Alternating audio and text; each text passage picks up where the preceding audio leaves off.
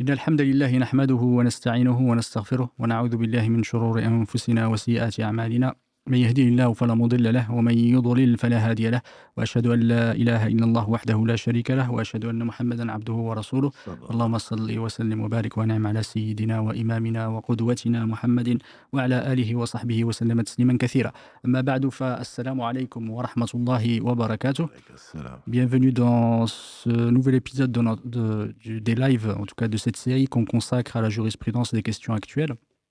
Oulah ilhamd, on a fini la semaine dernière, on n'a pas abordé tous les sujets, mais on a abordé les sujets les plus essentiels concernant la pureté rituelle, la purification. Et cette semaine, ce samedi, alhamdoulilah, on a décidé, après concertation, de discuter des questions nouvelles concernant le Hajj, le pèlerinage. Pourquoi ?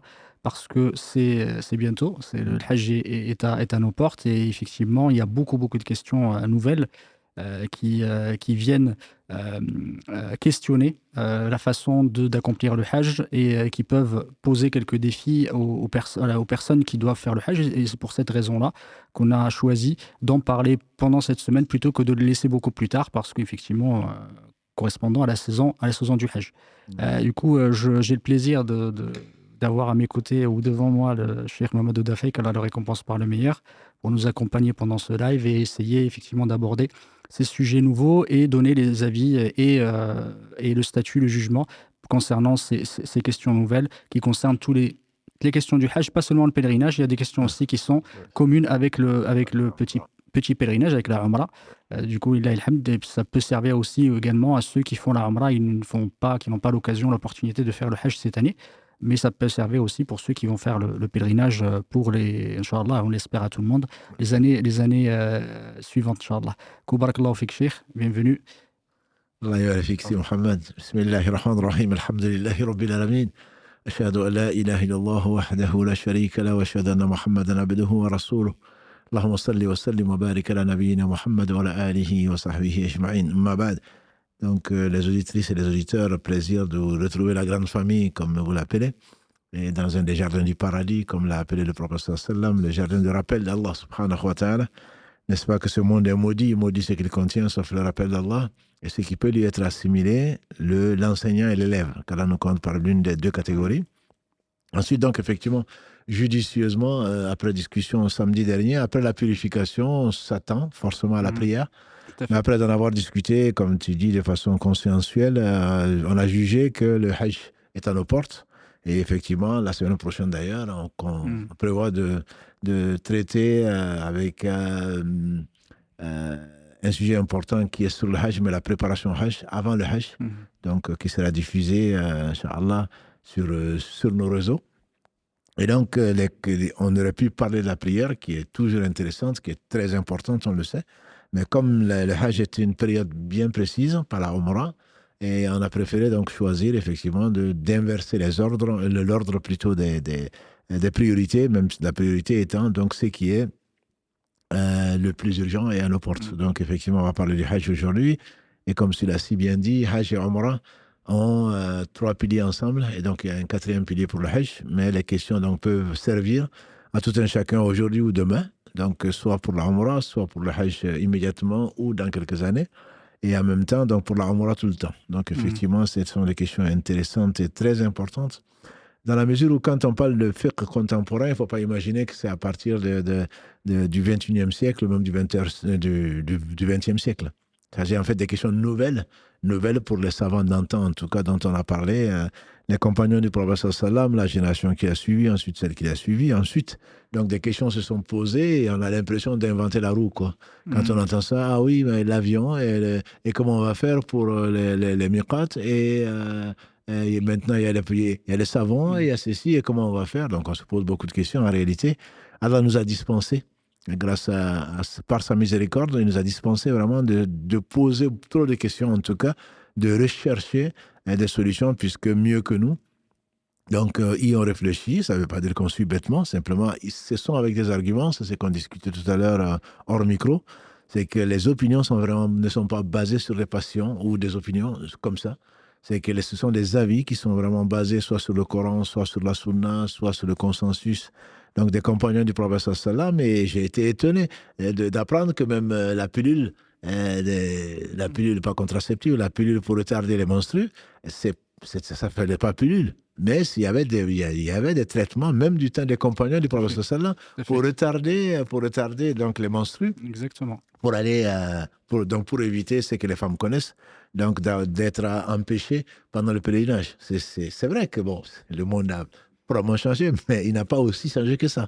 Ce sont des problématiques auxquelles donc Allah subhanahu wa ta'ala a voulu, par miséricorde, donc laisser plus savants que nous et plus pieux que nous pour pouvoir essayer de répondre. Donc effectivement, on découvre la richesse de l'islam, on découvre surtout la flexibilité, l'adaptativité de l'islam en tout lieu, en tout temps, et encore une fois l'intelligence donc des hommes qu'Allah subhanahu wa ta'ala a choisi comme héritier des prophètes et donc pour conserver sa religion, lui qui n'a besoin de rien. Barakallahu fik, Allah te récompense par le meilleur pour cette belle introduction. Effectivement, on a dit que le pèlerinage, voilà, aujourd'hui on en parle par rapport à la saison en tout cas, qui s'y prête bien. Le pèlerinage fait partie des piliers de l'islam. C'est très très important que on puisse le connaître, on puisse connaître aussi ses règles et comment on doit l'appliquer avant d'y être confronté, en tout cas, ou d'être obligé de l'accomplir. Ça, c'est une question importante et c'est pour ça que je souhaitais qu'on parle en premier lieu d'une question qui potentiellement, ne parle pas beaucoup aux personnes qui vivent en France, mais plutôt des personnes qui vivent dans d'autres pays où les quotas sont très limités et du coup qui n'ont pas la possibilité d'y aller, même s'ils ont les moyens d'y aller. Effectivement, ils ont l'argent, ils ont aussi la santé, mais ils sont confrontés à la question de visa. Du coup, est-ce que le fait de ne pas avoir le visa, est-ce que ça annule, en tout cas, c'est une condition pour que ça devienne obligatoire pour moi, ou ce n'est pas une condition d'obligation? Ça veut dire que, à l'instar de Zad ou Rahila des ulama, effectivement, à l'instar de fait d'avoir la subsistance pour y aller, c'est-à-dire les moyens financiers d'y aller, est-ce que c'est la même chose, effectivement, par rapport à la question de visa ou de permis pour pouvoir y aller? Et du coup, ça me dispense de l'obligation d'aller au Hajj. Très bonne question et je pense qu'effectivement préliminaire, et je faisais partie de ceux qui pensaient du mal de ceux qui ont mis des quotas, etc. Et puis en réalité, quand on a vu la grosse épreuve des milliers de morts à Mina, quand il y a eu des gens qui sont bousculés, etc., tout a des limites. Allah seul subhanahu wa ta'ala est parfait et sans limite. Et donc, je trouve d'ailleurs très intelligent cette histoire de quotas, même si c'est pas compréhensible pour beaucoup d'entre nous. On veut aller, on ne pense qu'à nous. On ne pense pas aux autres. Il faut savoir que la Kaaba est un point sur la terre et que l'espace sacré autour de la Mecque est limité. Et donc, si, comme on le sait, il y a des millions, au moins 2-3 millions qui vont se retrouver au même endroit le même jour, comment est-ce qu'on peut permettre autant avant les gens allaient à pied, ils allaient à dos de monture, etc. Bon, c'était jamais plein pour que les gens y aillent. Mais aujourd'hui, avec les avions, avec la facilité, on ne peut pas imaginer que de laisser tout le monde venir. Et ça, effectivement, ce sont des choses qui effleurent, que les savants ils ont traité, et également les autorités, forcément. Donc c'est pour cela qu'il y a des quotas. La justice, l'injustice, l'équité des quotas, c'est pas notre problème. Mais il faut absolument qu'il y ait des quotas. Ensuite, donc, est-ce que c'est obligatoire? Moi, je me dirais, il y a deux avis. C'est sûr que Allah subhanahu wa ta'ala a envoyé Mohammed sallallahu alayhi wa sallam pour parfaire la religion et parfaire ses bienfaits sur nous. Et donc, il a facilité les choses. Donc, si celui qui a les moyens, mais est empêché d'y aller, n'est pas dans une position de péché. Donc, on n'a pas à se morfondre, on n'a pas à chercher à savoir, oui, mais je dois quand même, le Hajj est une obligation, donc je n'ai pas pu le faire, donc c'est la faute des autorités saoudiennes, donc c'est la faute de ceci, cela. Bon, chacun, qu'Allah nous fasse miséricorde, chacun sera jugé en fonction de ce qui lui a été donné et de ses responsabilités. Et je n'aimerais pas être à leur place. Je le dis très franchement, je n'aimerais pas être à leur place. Quand on voit les milliards qui ont été dépensés pour les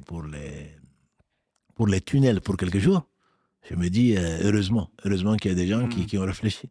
Bref, donc, est-ce que je suis dans le péché? Non, je ne suis pas dans le péché. Allah ne charge aucune âme au-dessus de ce qu'elle peut supporter. Craignez Allah autant que vous pouvez. Là, Allah nous dit que le Hajj est une obligation pour celui qui peut. Ce que tu as dit, pouvoir, ce n'est pas seulement l'argent.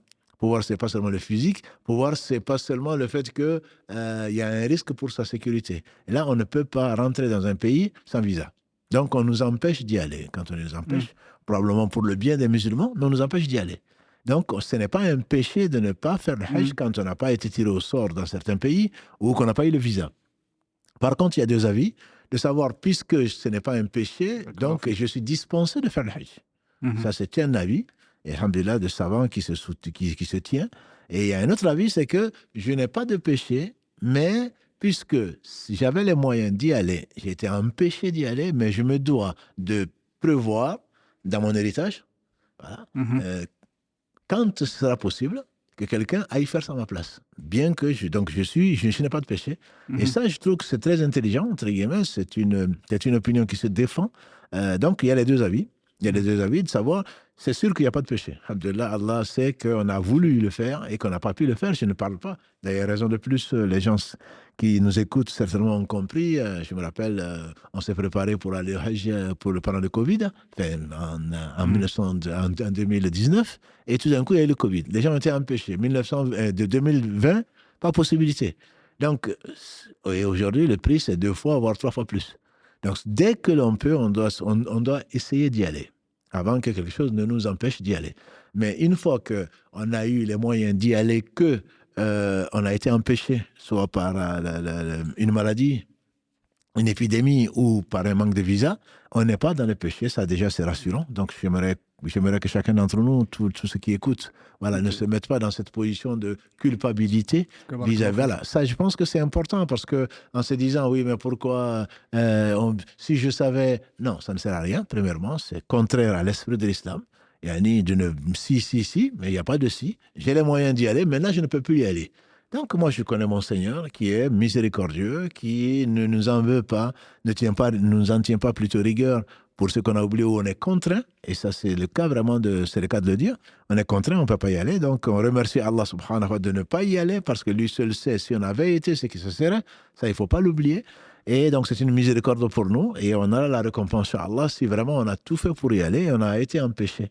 Donc, il y a ces deux avis. Soit, de toute façon, on n'est pas dans le péché, soit on n'est pas obligé de laisser une wasila, de laisser un testament en disant que, ou une injection, ou un conseil, ou laisser donc l'argent à quelqu'un d'autre pour le faire à notre place, ou alors on se dit, je ne l'ai pas fait, si je meurs de toute façon, personne n'a le devoir de le faire. Donc il y a ces deux avis, je pense que les deux avis se tiennent de toute façon, ce sont nos savants, et surtout on remercie Allah subhanahu wa ta'ala d'avoir élu parmi la communauté de Mohammed sallallahu alayhi wa sallam des gens qui réfléchissent pour les autres. Barakallahu fik. Effectivement, quand tu as parlé effectivement des deux avis, c'est que le premier dit que parce qu'ils n'ont pas discuté du visa. Les ulama, ils ont discuté effectivement de ce qu'on appelle khulu tariq. C'est que des fois, il y a soit le chemin est complètement fermé, soit des fois, il y a des coupeurs de route, effectivement, des brigands. Du coup, c'est extrêmement dangereux qu'on n'a pas la possibilité d'y aller et d'arriver, effectivement. Du coup, c'est pour ça que les ulama contemporains se sont basés sur cette question-là qui y ressemble. Effectivement, que le premier groupe des ulama, qui est la majorité, ils disent que le khulu tariq, effectivement, la possibilité d'y aller ou que le chemin soit dégagé pour pouvoir y aller est une condition d'obligation. C'est-à-dire que si je suis empêché, c'est-à-dire que c'est même pas obligatoire pour moi, comme celui qui n'a pas les moyens. Celui qui n'a pas les moyens financiers, les ulama disent que c'est pas obligatoire. Exactement. Notamment celui qui a les moyens d'y aller. Donc, c'est le moyen de prendre la route. Donc, si la route est coupée, elle est coupée. Tout à fait. Alors, le deuxième avis, effectivement, dont tu as parlé, c'est j'ai la possibilité. Ce n'est pas une condition d'obligation, mais plutôt une condition de pouvoir l'exécuter ou de l'accomplir. Du coup, je peux y aller, effectivement, parce que j'ai les moyens d'y aller, mais je suis empêché à un moment d'y arriver par quelque chose, effectivement, qu'on ne peut pas enlever. D'ailleurs, les ulama, le deuxième avis est plutôt intéressant. Pourquoi ? Parce que le fait de ne pas pouvoir y aller, ce n'est pas non plus quelque chose qui peut être constant. C'est-à-dire qu'à un moment, définitif, ça peut effectivement se résoudre comme celui qui est malade. Effectivement, qui est malade, il ne va pas demander, sachant, c'est la deuxième question d'ailleurs que je voulais te poser, juste après, c'est la question du statut de la maladie. Parce que la maladie, effectivement, il y a deux statuts. Celui qui est complètement malade, effectivement, qui ne peut pas y aller. C'est une maladie chronique qui ne peut pas se rétablir. Et celui qui est malade, juste comme tu as parlé tout à l'heure, qui a une grippe et une grosse maladie, il a les moyens d'y aller, mais il est tombé malade. Ça ne veut pas dire que ce n'est pas obligatoire pour lui. En revanche, pour l'autre aussi, c'est obligatoire, effectivement, mais ce n'est pas les mêmes questions. Ça n'implique pas les mêmes choses. Du coup, c'est ça, en fait, dont je voulais arriver. C'est les questions de ceux qui sont malades plutôt avec des maladies chroniques aujourd'hui, qui ne peuvent pas y aller. Quel est le statut? C'est la même réponse, hein, mais la même réponse, mais je trouve très logique et très tolérante. Quelqu'un qui, on espère tous, il n'y a pas de maladie sans remède.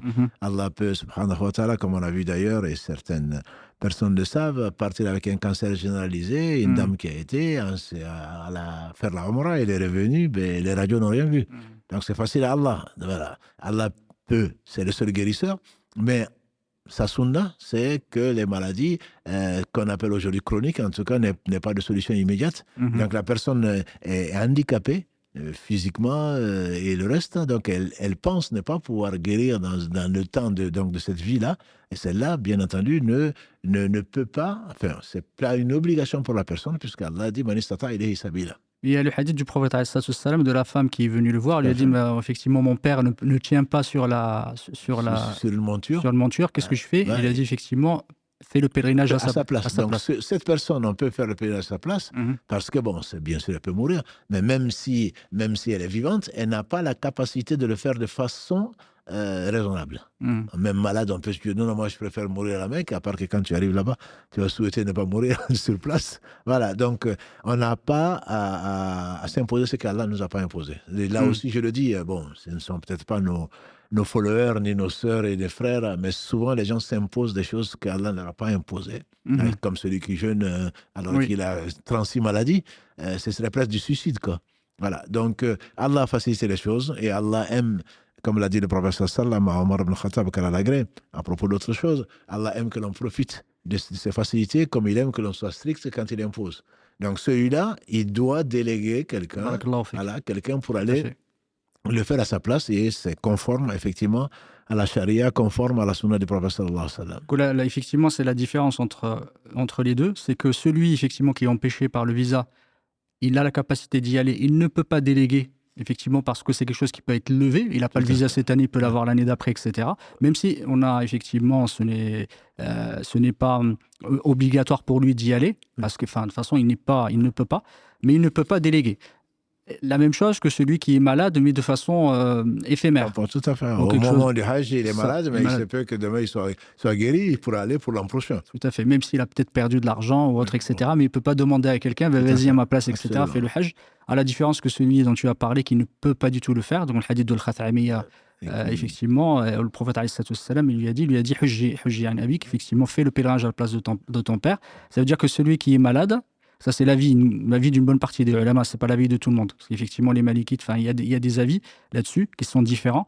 Mais si, par exemple, quelqu'un qui est malade aujourd'hui, qui a la capacité financière de le faire, c'est-à-dire qu'il peut déléguer, c'est-à-dire qu'il doit déléguer quelqu'un pour faire le pèlerinage à sa place. Quelles sont les conditions pour quelqu'un qui veut déléguer? Parce que peut-être qu'il y a des frères ou des sœurs ou quelqu'un qui connaissent de la famille, qui connaissent est-ce que je dois demander à n'importe qui, quelqu'un en qui j'ai confiance, quelqu'un qui a déjà fait le pèlerinage, qui n'a pas fait le pèlerinage? C'est juste des questions effectivement que peuvent se poser nos frères et nos sœurs. Comme souvent, il y a des discussions dessus, mais ce qui est en tout cas le plus conseillé, c'est le fait de le confier à quelqu'un qui a déjà fait son pèlerinage. Puisque ce n'est plus une obligation pour lui, il a fait l'obligation. Et d'ailleurs, entre nous, c'est le pèlerinage, c'est une fois dans sa vie, comme l'a dit le professeur Sallam, mais il est quand même conseillé de la renouveler quand on a les moyens, tous les 5 ans. Quand on a les moyens. Mais bon, là, il ne s'agit pas... Non, on a fait l'obligation. Donc, celui qui doit être délégué doit être quelqu'un, si possible, son père et sa mère. Ensuite... il y a une discussion entre les savants, surtout aujourd'hui, est-ce que n'importe qui peut le faire? Et il y a même des gens qui se font payer pour le faire. Ça, c'est une nouvelle fonction, je dirais. Non, mais se faire payer pour aller bientôt, d'ailleurs, on l'a vu, hein, il y a des affiches pour ceux à qui il manque beaucoup de prières. Voilà, des affiches pour 5 prières, ce sera tel prix. Et si c'est pour 10 ans, ce sera tel autre prix. Non, mais bon, on ne sait pas dans quelle vie on est, hein, dans quel monde on vit. Toujours est-il que bon, se faire payer pour ça, c'est vraiment pas l'esprit d'Islam. Mais en tout cas, il est conseillé à la personne, on ne peut pas dire que son pèlerinage n'est pas valable, mais il est fortement conseillé à la personne qui se substitue à une autre, de elle-même de l'avoir fait, puisque pour elle, c'est une obligation. Pour la personne, comme on a dit, même handicapée, ce n'est plus une obligation entre guillemets, si elle a les moyens, si elle ne trouve personne. Alors que là, elle trouve quelqu'un, donc c'est une obligation moindre, je dirais. Donc par rapport à celui donc, qui peut le faire, et il est fortement conseillé de le faire faire par quelqu'un qui a déjà fait son pèlerinage. En tout cas, c'est là la nuance entre une condition d'obligation et une condition d'accomplissement, de pouvoir l'accomplir. Celui qui est effectivement handicapé, malade, c'est obligatoire pour lui de le faire. Ça reste obligatoire de le faire, mais il n'est dans la capacité de le faire.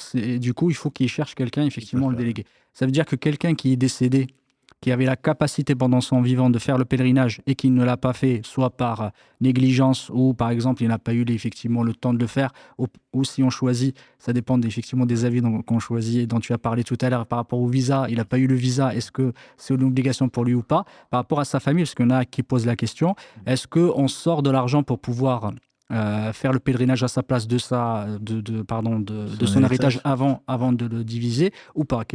Parce qu'il y en a beaucoup, effectivement, ne se posent pas cette question-là. Est-ce que mon père, effectivement, a fait le pèlerinage ou il ne l'a pas fait? Est-ce qu'il était dans la capacité de le faire ou pas, etc. Donc, ça revient aux deux écoles. Hein. Je pense que chacun a ses arguments. Si la personne a les moyens de le faire, si elle ne le fait pas, c'est un péché. Si elle meurt sans avoir fait, c'est un péché. Si elle n'a pas eu le visa, c'est autre chose. Comme on l'a vu tout à l'heure, ce n'est pas... Mais au moins, l'avis le plus sûr et le plus profitable pour lui, c'est de déléguer quelqu'un qui pourra le faire à sa place. Pour celui qui n'a pas pu le faire, pas pour celui qui l'a négligé. Pour celui qui a négligé, ce serait toujours mieux de le faire à sa place, mais est-ce qu'Allah l'agrée ou pas? Ça, c'est entre les mains de son Seigneur subhanahu wa ta'ala. Il a négligé de faire quelque chose de bien et il risque de le regretter de toute façon. Barakallahu fik, en tout cas, qu'Allah te récompense par le meilleur. Du coup, on va passer effectivement à la question que tu as brièvement évoquée tout à l'heure, la question du miqat. Parce qu'il y en a beaucoup qui se posent la question, ils sont dans l'avion, j'attends Jeddah pour faire le ihram ou pas. Et des fois, il y en a qui confondent le fait de mettre les habits du ihram avec ce qu'on appelle vraiment véritablement l'ihram. Si tu peux juste nous expliquer, parce que pourquoi on parle de Jeddah? Parce que beaucoup de pèlerins, je pense que c'est... je ne sais même pas s'il y a des exceptions, tout le monde arrive effectivement à l'aéroport de Jeddah, ceux qui vont faire le pèlerinage. Sauf ceux qui sont passés par Médine des fois. Voilà, c'est ça. Ceux qui passent par Médine, souvent pas mal de pèlerins d'Afrique préfèrent commencer par Médine. Tout à fait. Parce que, bon, peut-être pour s'acclimater et en même temps, il y aura moins de monde avant d'arriver. Mais effectivement, beaucoup passent par Jeddah. Effectivement, ce qu'il faut savoir, c'est que l'habit ne fait pas l'imam, l'habit ne fait pas le pèlerin non plus. C'est pas parce qu'aujourd'hui je m'habille, j'ai oublié d'ailleurs de porter mon ihram. Là, c'est pas parce que je m'habille aujourd'hui que je suis pèlerin. Voilà, avant toute chose, donc, c'est l'intention de l'être et donc qui se concrétise par la prononciation donc, de la talbiya, labbaik Allahumma. Voilà, donc c'est le fait donc, de passer un miqat, c'est une obligation de faire. Donc l'ihram, c'est l'intention avant toute chose. Et on doit, pour les femmes, alhamdoulilah, c'est plus simple, tout ce qui est interdit, ce n'est spécifiquement interdit, donc c'est cacher le visage, donc le visage et les mains avec des gants. Donc à part ça, elle s'habille normalement. Donc, quant aux hommes, c'est autre chose, mais on peut et on doit s'habiller avant d'arriver au miqat. Pour les hommes en particulier, ce qui est connu. Donc c'est pas de chemise, pas de pantalon, donc pas de chaussures fermées, etc. On ne va pas rentrer dans le détail technique. Il y a des lives, Inch'Allah, qui sont prévus pour ça. Mais on peut donc et on doit s'habiller avant d'arriver au miqat. Et comme c'est dans l'avion, on sait pour Jeddah, pour l'avoir, toi et moi, et d'autres certainement vécu ça, une demi-heure avant d'arriver au miqat, il y a le commandant de bord qui dit qu'on va arriver au miqat. Maintenant, certains disent non, c'est pas possible. Moi, je vais le faire par terre, ça se ne dit nulle part. Donc, je vais attendre d'arriver quelque part. Et même si je suis à bateau, c'est pas pratique. Mais à bateau, on fait beaucoup de choses. Hein. Voilà. Et dans l'avion également, on fait beaucoup de choses, mais c'est pas pratique non plus de manger. Mais pourtant, on mange dans l'avion, on dort dans l'avion. Voilà. Donc ça, ce sont des choses qui sont nécessaires. Donc on peut soit s'habiller avant et monter dans l'avion avec son habit, mais on ne prononce donc la talbiya que au miqat. Ou on peut aussi, si on veut faire la queue dans les toilettes de l'avion, changer, parce qu'il faut rappeler que les hommes n'ont pas le droit de porter quoi que ce soit de cousu. Donc, en particulier les dessous. Donc, les sous-vêtements qu'il faut enlever, qu'il faut ne pas porter.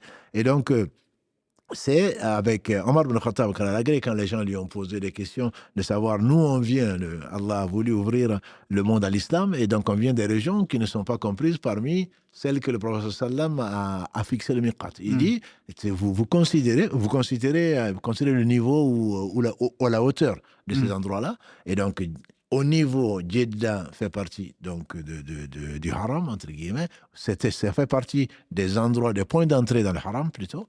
Et donc, au niveau dans l'air, dans l'avion, on doit faire la talbiya donc à ce niveau-là et puis pas attendre d'être déjà dans cette partie donc qu'un pèlerin, je ne parle pas d'un voyageur quelconque, mais qu'un pèlerin ne doit franchir que dans un état donc d'ihram. Barakallahu fik, en tout cas, jazakallahu khairan. Pourquoi on en parle? Parce qu'il y a des avis effectivement qui existent qui disent que Jeddah est un miqat. Et une bonne partie de l'ulama disent qu'effectivement on ne peut pas dépasser pour celui, parce que chacun effectivement il a une espèce de, on va dire, de checkpoint entre guillemets, il faut qu'il ne peut pas le dépasser. Quand il le dépasse, justement, il a failli à ses obligations. Tout à fait. Du coup, il faut absolument le faire. Quand on y arrive, de toute façon, il l'annonce dans l'avion, effectivement. Juste avant, effectivement, quand on arrive à la hauteur de cet endroit-là, on doit à ce moment-là faire le talbiya. Et dès qu'on rentre, ça veut dire qu'on est en état de sacralisation. Il y a beaucoup de choses qui deviennent interdites pour nous. C'est ça qu'effectivement, on l'appelle l'état de ihram, parce que ça vient de haram, ça vient de sacré, ça vient d'interdit. Du coup, quand on va parler effectivement de l'état de sacralisation, il y a beaucoup de questions. Quand tu as parlé tout à l'heure de l'aspect cousu, tu vas pouvoir nous en parler. C'est pas ce qui est cousu, grosso modo, dont on parle les ulama, c'est ce qui a été façonné ou taillé en fait à un membre. Et du coup, parmi les questions, et que j'ai déjà vues, c'est ceux qui aujourd'hui façonnent, en tout cas ou taillent, des espèces de jupes à la place du izar, ce qu'on appelle le rida. Et l'izar, c'est celui qui est en bas, qui couvre la partie inférieure. Et des fois, ils font effectivement, et les ulama, ils ont divergé là-dessus, est-ce que c'est permis ou c'est pas permis. Moi, je l'ai vu aussi pour les enfants, parce qu'il y en a beaucoup, parce que les enfants, c'est compliqué, du coup, ils leur achètent ça. C'est sûr. Voilà. Du coup, quel est le statut par rapport à ceux qui mettent ces espèces de jupes avec soit un élastique, soit effectivement avec des clips, etc., qui se ferment et qui deviennent comme une jupe? Effectivement, on parle de cousu, c'est ce qui épouse la forme. Oui, barakallahu fik. Effectivement, donc la jupe, il y a eu des débats dessus comme d'habitude, et un de nos savants, les contemporains les plus respectés, qu'Allah lui fasse miséricorde, je parle du Cheikh Uthaymin, est de l'avis que la jupe ne pose pas de problème, cousu à la ceinture ne pose pas de problème. Mais la majorité des savants n'est pas de cet avis, et donc il faut de toute façon éviter donc, de faire, pour un enfant... Effectivement, sans jupe, je ne sais pas comment il va faire, mais pour en tout cas un adulte pour qui donc la Umrah ou le Hajj compte, il faudrait l'éviter dans la mesure où le prophète sallam donc a interdit ceux qui embrassent soit du haut comme en bas, donc ceux qui embrassent des formes. Et là, donc cette jupe entre guillemets n'est pas synonyme de izar. Et donc, d'un point de vue linguistique, d'un point de vue même pratique, même du temps du prophète sallam, ça existait. Ça existait, ces choses-là, même si nous, on ne les imagine pas aujourd'hui. Ça existait et il n'a pas parlé de cela, il a parlé de l'izar. Bon, donc, ça suffit par un autre nom. Et ce n'est pas ce qu'il a recommandé. Et donc, de toute façon, il faut éviter, surtout que la majorité des savants, très grande majorité des savants, dit que ce n'est pas quelque chose qui est synonyme.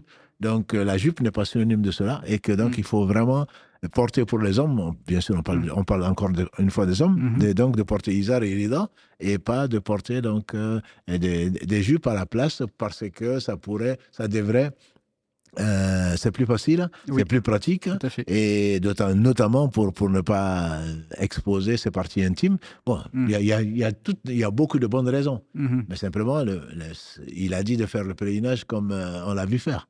Donc, il faut prendre les rites de ce qu'il a fait, et alhamdoulilah, jusque-là, c'est très très rare pour nous, c'est exceptionnel que des accidents arrivent. Donc, surtout quand on s'y prépare. Tout Voilà. à fait. Ouais. Barakallahu fik.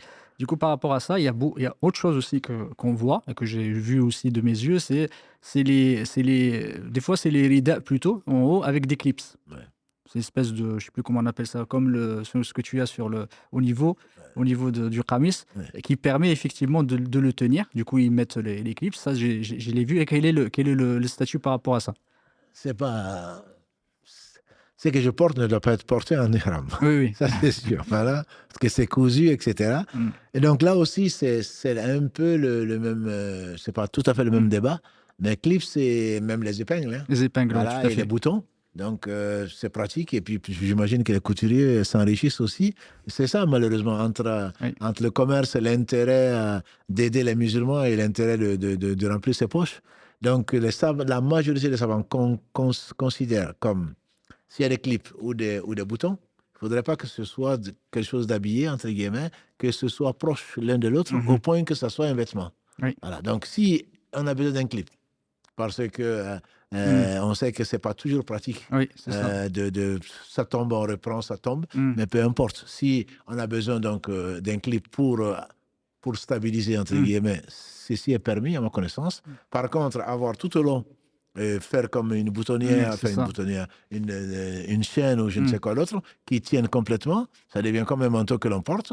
C'est Et ça. auquel cas, donc, même si ça ne s'appelle pas manteau, même si ça a la même couleur donc, que le rideau, ce n'est pas quelque chose de permis pour la vie majoritaire de savants. Barakallahu fik, jazakallahu khairan. Donc voilà, faites attention, même si effectivement il n'y a pas les clips qui sont déjà prévus, qui sont déjà cousus, ou ou des, pardon,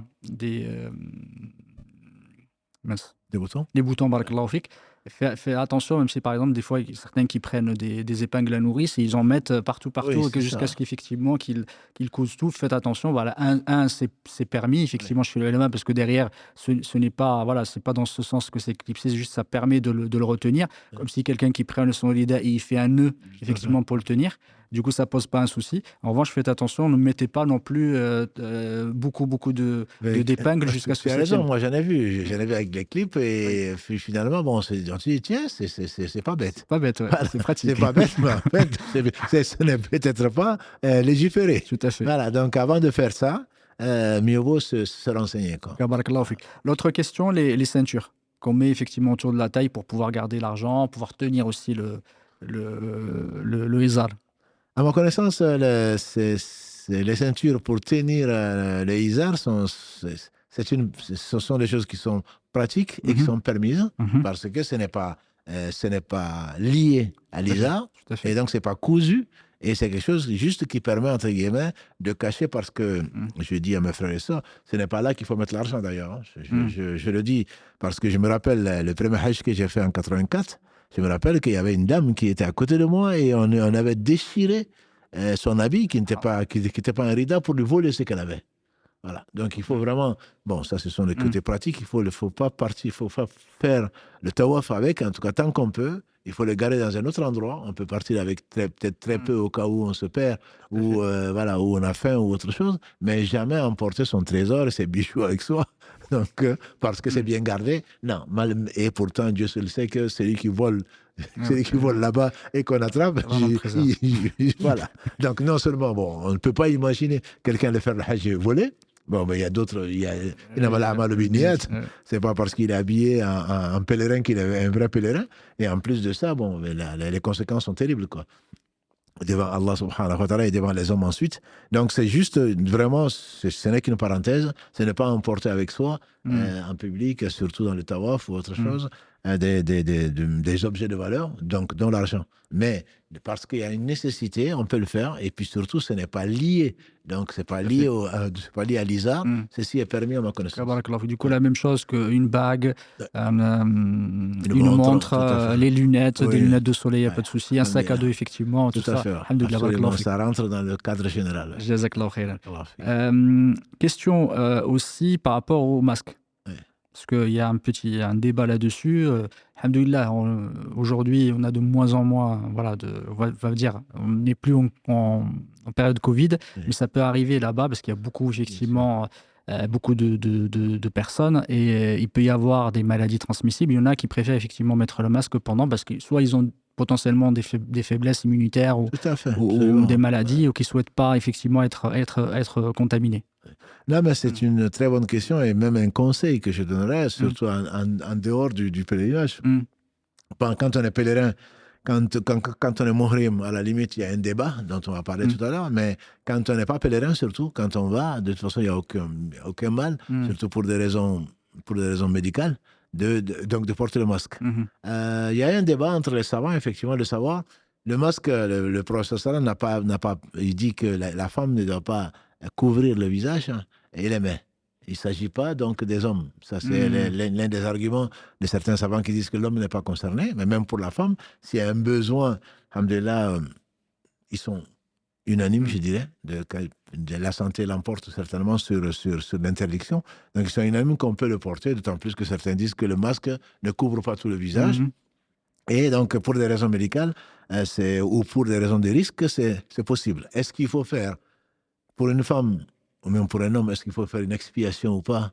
Donc, Mm. en faisant soit un sacrifice, soit en Mm. donnant une aumône, c'est l'objet du débat. Mais ce qui Mm. est certain, c'est qu'on ne va pas sacrifier sa santé, sa vie, et surtout la contamination des autres. C'est des Mm. millions. Mm. C'est des millions de gens qui se retrouvent au même endroit.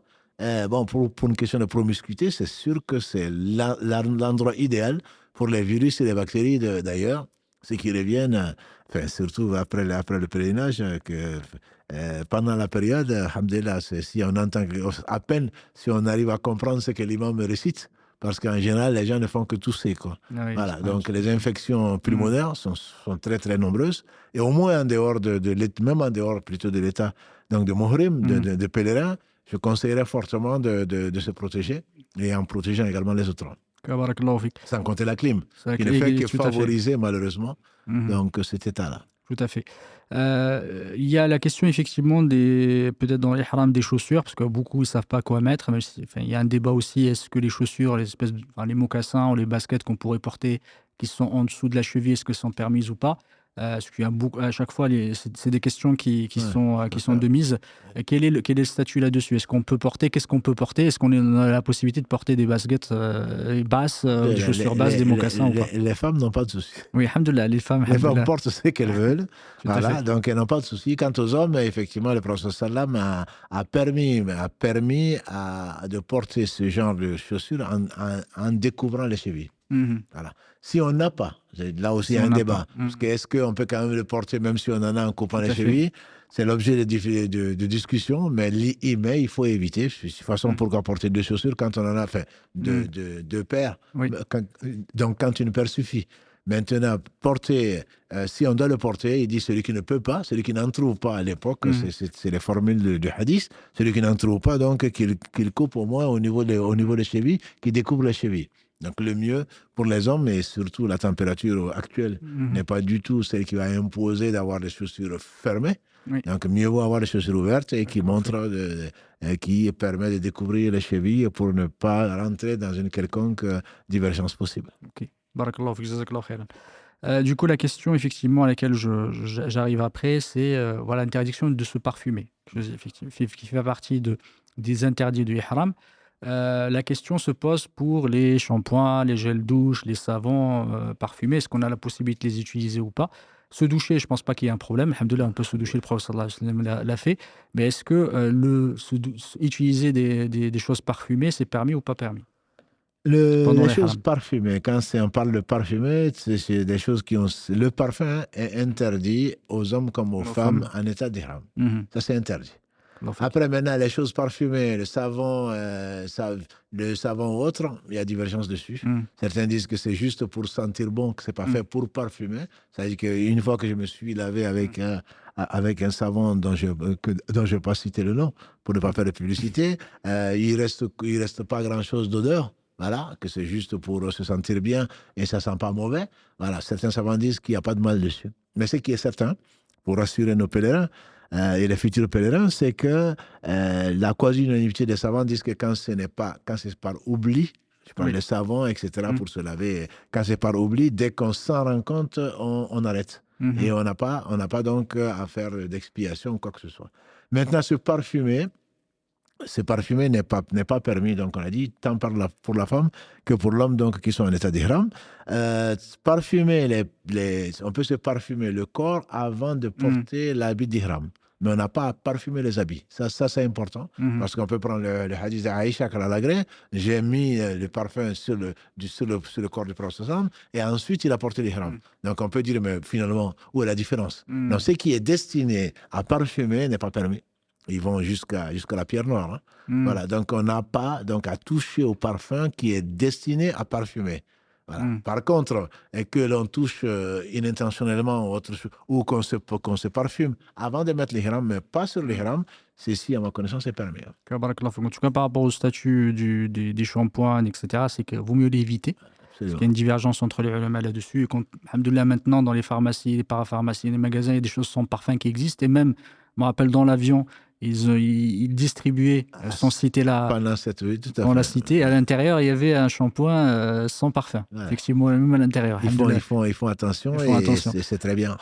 Du coup, il vaut mieux éviter les déodorants, etc. Il ne faut pas en mettre. Effectivement, c'est un moment où on ne doit pas être en état de confort. Il ne faut pas, effectivement, c'est un endroit où on doit être à un état naturel. Tu fais bien de le dire parce qu'on a l'impression que, on aura tout le temps, Inch'Allah, si Allah nous prête vie et nous enlève nos péchés, on aura tout le temps de se parfumer, de porter ses beaux habits, etc. Ce n'est pas un confort, effectivement, surtout, alhamdulillah, Allah nous fait vivre une expérience, surtout à Muzdalifa et à Mina, où vraiment il y a très, très, très peu de confort. Et c'est très bien pour les Européens ou pour ceux qui vivent en Europe qui ont oublié qu'il y a des gens qui n'ont pas de lit, etc., etc. Donc les conditions sont drastiques, c'est des conditions qui sont hostiles, même s'il y a pire, il y a bien pire. Mais donc il faut effectivement ne pas penser, même malheureusement, il y a des hôtels à 5 étoiles et je ne sais quoi d'autre, on oublie presque qu'on est à la Mecque, on oublie presque qu'on est venu pour le Hajj ou pour la Umrah. Et ça, personnellement, si je pouvais utiliser autre chose, je l'aurais fait. Mais bon, c'est un confort et c'est l'une des raisons d'ailleurs entre la clim et l'extérieur, qui changement de différence de température qui est énorme, quoi. Donc il faut effectivement, on part pas comme nos grands-parents qui ont été à dos de cheval ou à pied, mais on part quand même c'est une vraie aventure, quoi. On part, même si on connaît le lieu, on ne part pas vraiment pour du tourisme. On part parce que on est convaincu que c'est pour Allah qu'on le fait, pour soi-même, et on espère au retour donc avoir moins de péchés, pour ne pas dire avoir les revenus sans péché. Les crèmes, c'est pareil. Même si effectivement il y a une divergence sur les crèmes et les... Voilà, on va rentrer dans les détails. Les crèmes sont pareilles. Ce qui a permis l'avis majoritaire, c'est qu'on peut faire les crèmes, surtout les femmes qui s'occupent beaucoup d'elles-mêmes et les peaux sèches, etc. On peut les mettre sans parfum. Encore une fois, avec parfum, c'est interdit. Là, il n'y a pas de divergence. Et bon, comme tu dis, et tu le sais mieux que moi, chez les Chafaïtes, on peut tout faire, sauf les crèmes, sauf le visage et la barbe. Ça, c'est pour les hommes. La tête et voilà. Mais bon, c'est le reste, les crèmes en général, on peut dire qu'il n'y a pas de souci. Tout à fait. En tout cas, barakallahu fik, et surtout quand il y a une raison médicale derrière. Là, ils sont unanimes. Voilà, exactement, barakallahu fik, quand il y a du soleil, il y a des crèmes solaires, effectivement, surtout parfois quand on marche sous le soleil, sous 50 degrés, c'est très difficile. Et surtout, il y en a beaucoup qui mettent parfois de la vaseline ou de la crème parce que des risques de frottement. Tout à fait, surtout pour les hommes. Pour une fois, les hommes s'occupent d'eux-mêmes. Exactement. Pour de bonnes raisons, parce qu'on peut avoir pas mal de plaies, quoi. Tout à fait. Et surtout en marchant comme ça, entre Muzdalifa, Arafat et Mina le premier jour. C'est quelque chose qui peut être éprouvant. Autant pour la Umrah, c'est quelques heures. Autant pour le Hajj, c'est quelques jours. Donc, on peut avoir quelques incomodités. Tout à barakallahu fik. On va passer, alhamdoulilah, au tawaf, sauf si effectivement il y a sur les sujets sur lesquels tu veux rebondir. Sur le tawaf, il y a beaucoup de choses qu'on voit quand on est là-bas. C'est parfois il y a un guide qui fait des invocations, qui fait l'Atal, etc. Et les gens derrière qui répètent à haute voix. Beaucoup, on les voit, effectivement. Est-ce qu'on a la possibilité, est-ce que c'est permis de le faire ou pas? Ou est-ce qu'on doit, chacun fait dans son coin, faire son... On verra samedi prochain, Inch'Allah. Il faut surtout avoir beaucoup de patience. Oui, tout à fait. On voit et les gens répètent et les gens les regardent et ça indispose tout le monde et ils continuent quand même. Ils ont appris comme ça et je crains qu'ils prennent des péchés parce que même même dans la prière, Allah dit Wala tajhar bi salatika wala tukhafit biha wabtaghi bayna dhalika sabila. En invoquant Allah même seul dans la prière, il te dit de ne pas trop élever la voix. Et le prophète sallam a conseillé aux gens qui, chaque fois qu'ils montent, et ça c'est une sunna, ou qu'on descend, de dire Allahu Akbar quand on est en état donc d'ihram. Tout ceci, il dit celui que vous invoquez est proche. C'est pas un sourd, donc il faut baisser la voix, ça c'est même en dehors de la prière. Alors que le tawaf, on appelle tawaf, donc le tour de la Kaaba, le tawaf est une adoration, c'est comme la prière. Et donc on doit invoquer Allah subhanahu wa ta'ala, l'évoquer à voix non audible, à voix basse et avec beaucoup d'humilité surtout. Alors que je doute beaucoup que ceux qui sont en train de répéter comme des perroquets comprennent même ce qu'ils disent. Oui, mais c'est ce qui est pire. Quand on invoque Allah, on doit invoquer Allah pour ce qu'on comprend, pour ce qu'on lui demande sincèrement. Mais là, on répète souvent. Et tout ce qui est, je conseille à toutes mes sœurs, à tous mes frères qui vont faire cette belle expérience, de se contenter de purifier le cœur. Et la seule invocation, je dirais, qui est unanimement conseillée et acceptée par les savants, ce qui vient de la Sunna, c'est que avant d'arriver au coin de la pierre noire, donc entre le coin yéménite et la pierre noire, de répéter ce que nous connaissons tous, Rabbana atina fi dunya hasana, wa fil akhirati hasana, wa qina adhaban nar. Seigneur, donne-nous une belle part dans ce bas monde, belle part dans l'au-delà, et préserve-nous du châtiment du feu. Ce n'est pas une obligation, mais c'est conseillé. Et donc, à partir de ce moment-là, on peut lire le Coran tout au long, on peut demander pardon à Allah subhanahu wa ta'ala, on doit le faire, l'istighfar, on doit faire le tahlil, la ilaha illallah, on doit faire le tahmid, alhamdulillah, on doit faire le takbir, Allah akbar. Donc, on doit le faire pour soi-même et avec beaucoup d'humilité et beaucoup de contrition du cœur et beaucoup de présence. Et ce n'est pas le lieu, même s'il n'écrit pas, en train de faire des reportages avec son téléphone. Oui. Voilà, on voit les gens, je ne parle même pas du saï, et même dans le tawaf, avec leur téléphone, donc en direct, en train de parler à leur famille. On n'est pas en prière. Exactement. Le prophète alayhi salatu wa sallam a dit, le tawaf, donc c'est tout autour de la Kaaba, c'est comme la prière. Simplement, on peut y parler, et quand on parle, on ne doit dire que du bien. Donc, ce n'est pas le moment d'exposer. Voilà, ils sont avec madame, 70 ans, 80, et ils sont là en train de montrer à leurs petits-enfants qu'ils sont en train de faire le tawaf. Et ils sont en train de causer. Non, ce n'est pas le moment. Ce n'est pas le moment. Je conseille à tout un chacun de prendre un portable aujourd'hui, au cas où on se perd, au cas où on en a besoin, mais de l'éteindre et de ne pas... C'est une adoration. C'est une adoration, et ce n'est pas le moment de se montrer au monde, même si c'est à sa famille seulement. C'est l'endroit le plus sacré, c'est la Kaaba. Plutôt, c'est le Haram, dans lequel il y a la Kaaba. On va prier, et je me rappelle des gens de qui je pensais du bien, en train donc de converser avec leur famille, avec des femmes, parfois qui ne sont même pas habillées, en pleine mosquée. Et oui. Tu as des voisins, même s'ils ne font pas exprès, des voisins dont les yeux vont tomber sur ta femme, sur ton fils, et sur ta fille, sur je ne sais quoi d'autre. C'est un manque d'intelligence et surtout un manque de respect vis-à-vis de ce lieu qui est le meilleur lieu sur la terre. Alors que là, effectivement, on n'y va pas pour du tourisme. Si on y va et que notre intention c'est de faire du tourisme, on craint pour la validité de notre pèlerinage. Et d'un coup, malheureusement, ils y vont, effectivement, ils n'ont qu'Allah subhanahu wa ta'ala les guide en tout cas. Il y en a beaucoup qui, parfois on peut douter par exemple de la sincérité, mais en tout cas, pourquoi ils y vont. Et là, malheureusement, ils y vont parce que... on leur a un moment, il fallait faire du hajj, il fallait peut-être, on va les appeler hajj après, etc. Malheureusement, qu'Allah nous préserve. Du coup, faites très très attention, ce n'est pas n'importe quelle adoration. Il faut en profiter, c'est une adoration extrêmement vertueuse. C'est un pilier de l'islam. Et alhamdoulilah, celui effectivement qui sort de là, qui a fait un pèlerinage, alhamdoulilah, accepté, ça c'est... Alhamdoulilah, on l'espère tous pour tous les sœurs et les frères qui vont pouvoir qui ont l'opportunité de le faire cette année-là. Inch'Allah ta'ala. La question qui se pose aussi, qui a fait débat entre les savants, c'est est-ce que le Mas'a, est-ce que le Safa et le Marwa fait partie de la mosquée? Pourquoi? Parce que aujourd'hui, il se retrouve à l'intérieur, mais auparavant, c'était séparé, effectivement. Enfin, c'était deux endroits différents. Il y avait le masjid, effectivement, la mosquée, et ensuite, il y avait le Mas'a, Safa ou le Marwa qui était à côté. Aujourd'hui, avec l'expansion et la pression, effectivement, démographique, ça a été inclus. Du coup, les ulama, ils ont divergé. Est-ce que le fait de l'avoir inclus dans le bâtiment, en tout cas dans l'enceinte, est-ce que ça fait partie de la mosquée ou pas, qu'ils ont divergé? Et pourquoi je pose cette question, mais de façon très très précise? Parce que des fois, au troisième étage, ça peut arriver quand il y a beaucoup de monde. Il y a un endroit où on passe, en fait, il est juste au-dessus du Massa. Effectivement, juste au-dessus de Safa al-Marwa. Des fois, en fait, les gens, pas beaucoup, ils contournent, ils passent pour terminer effectivement le tawaf. Est-ce que leur tawaf est permis? Effectivement, est-ce que, pardon, le tawaf est valide ou pas? En étant passé par-dessus le Massa, parce que le Massa, c'est à la fois la terre, mais aussi et aussi l'espace, en tout cas, qui est au-dessus. Effectivement, c'est pour comprendre le Massa, c'est là où on fait le saï. Le saï est le troisième pilier de la Umrah et du Hajj. Pour ceux qui ne connaissent pas, qui utilisent des termes très précis et très techniques, c'est juste pour rappeler. Donc ça, c'est le saï, la course entre Safa et Marwa. Et effectivement, c'est la pression démographique, comme tu dis.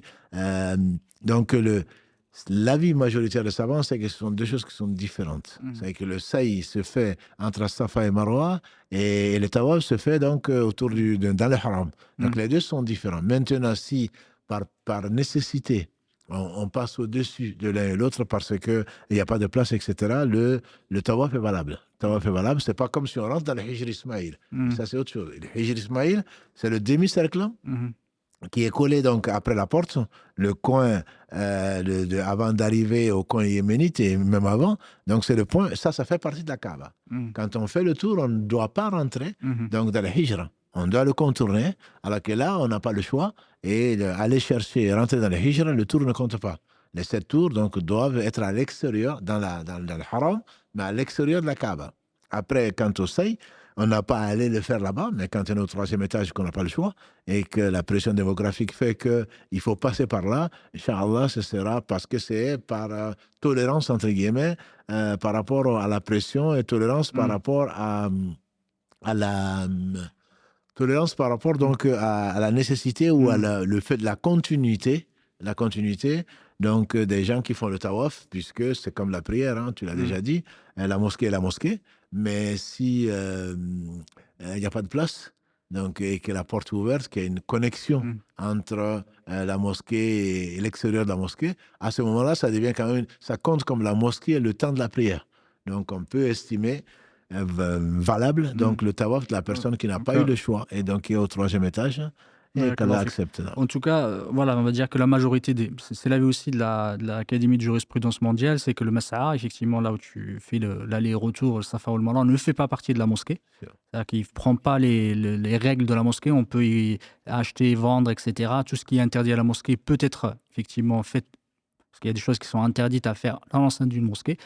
Il ne fait pas partie. Si vraiment quelqu'un au troisième étage s'amuse à le faire, mais alors qu'il n'était pas obligatoire de le faire, ça veut dire que selon cet avis-là, son tawaf, la circumambulation autour de la Kaaba n'est pas valide, du coup, s'il le fait. Mais si, comme tu as dit, Barakallah, certains ulama ont dit, si vraiment il n'a eu pas de choix, c'était extrêmement dense, etc. Il n'avait le choix que de passer par là. À ce moment-là, on n'a pas le choix. À ce moment-là, il n'y a pas de souci là-dessus. En tout cas, barakallahu fik.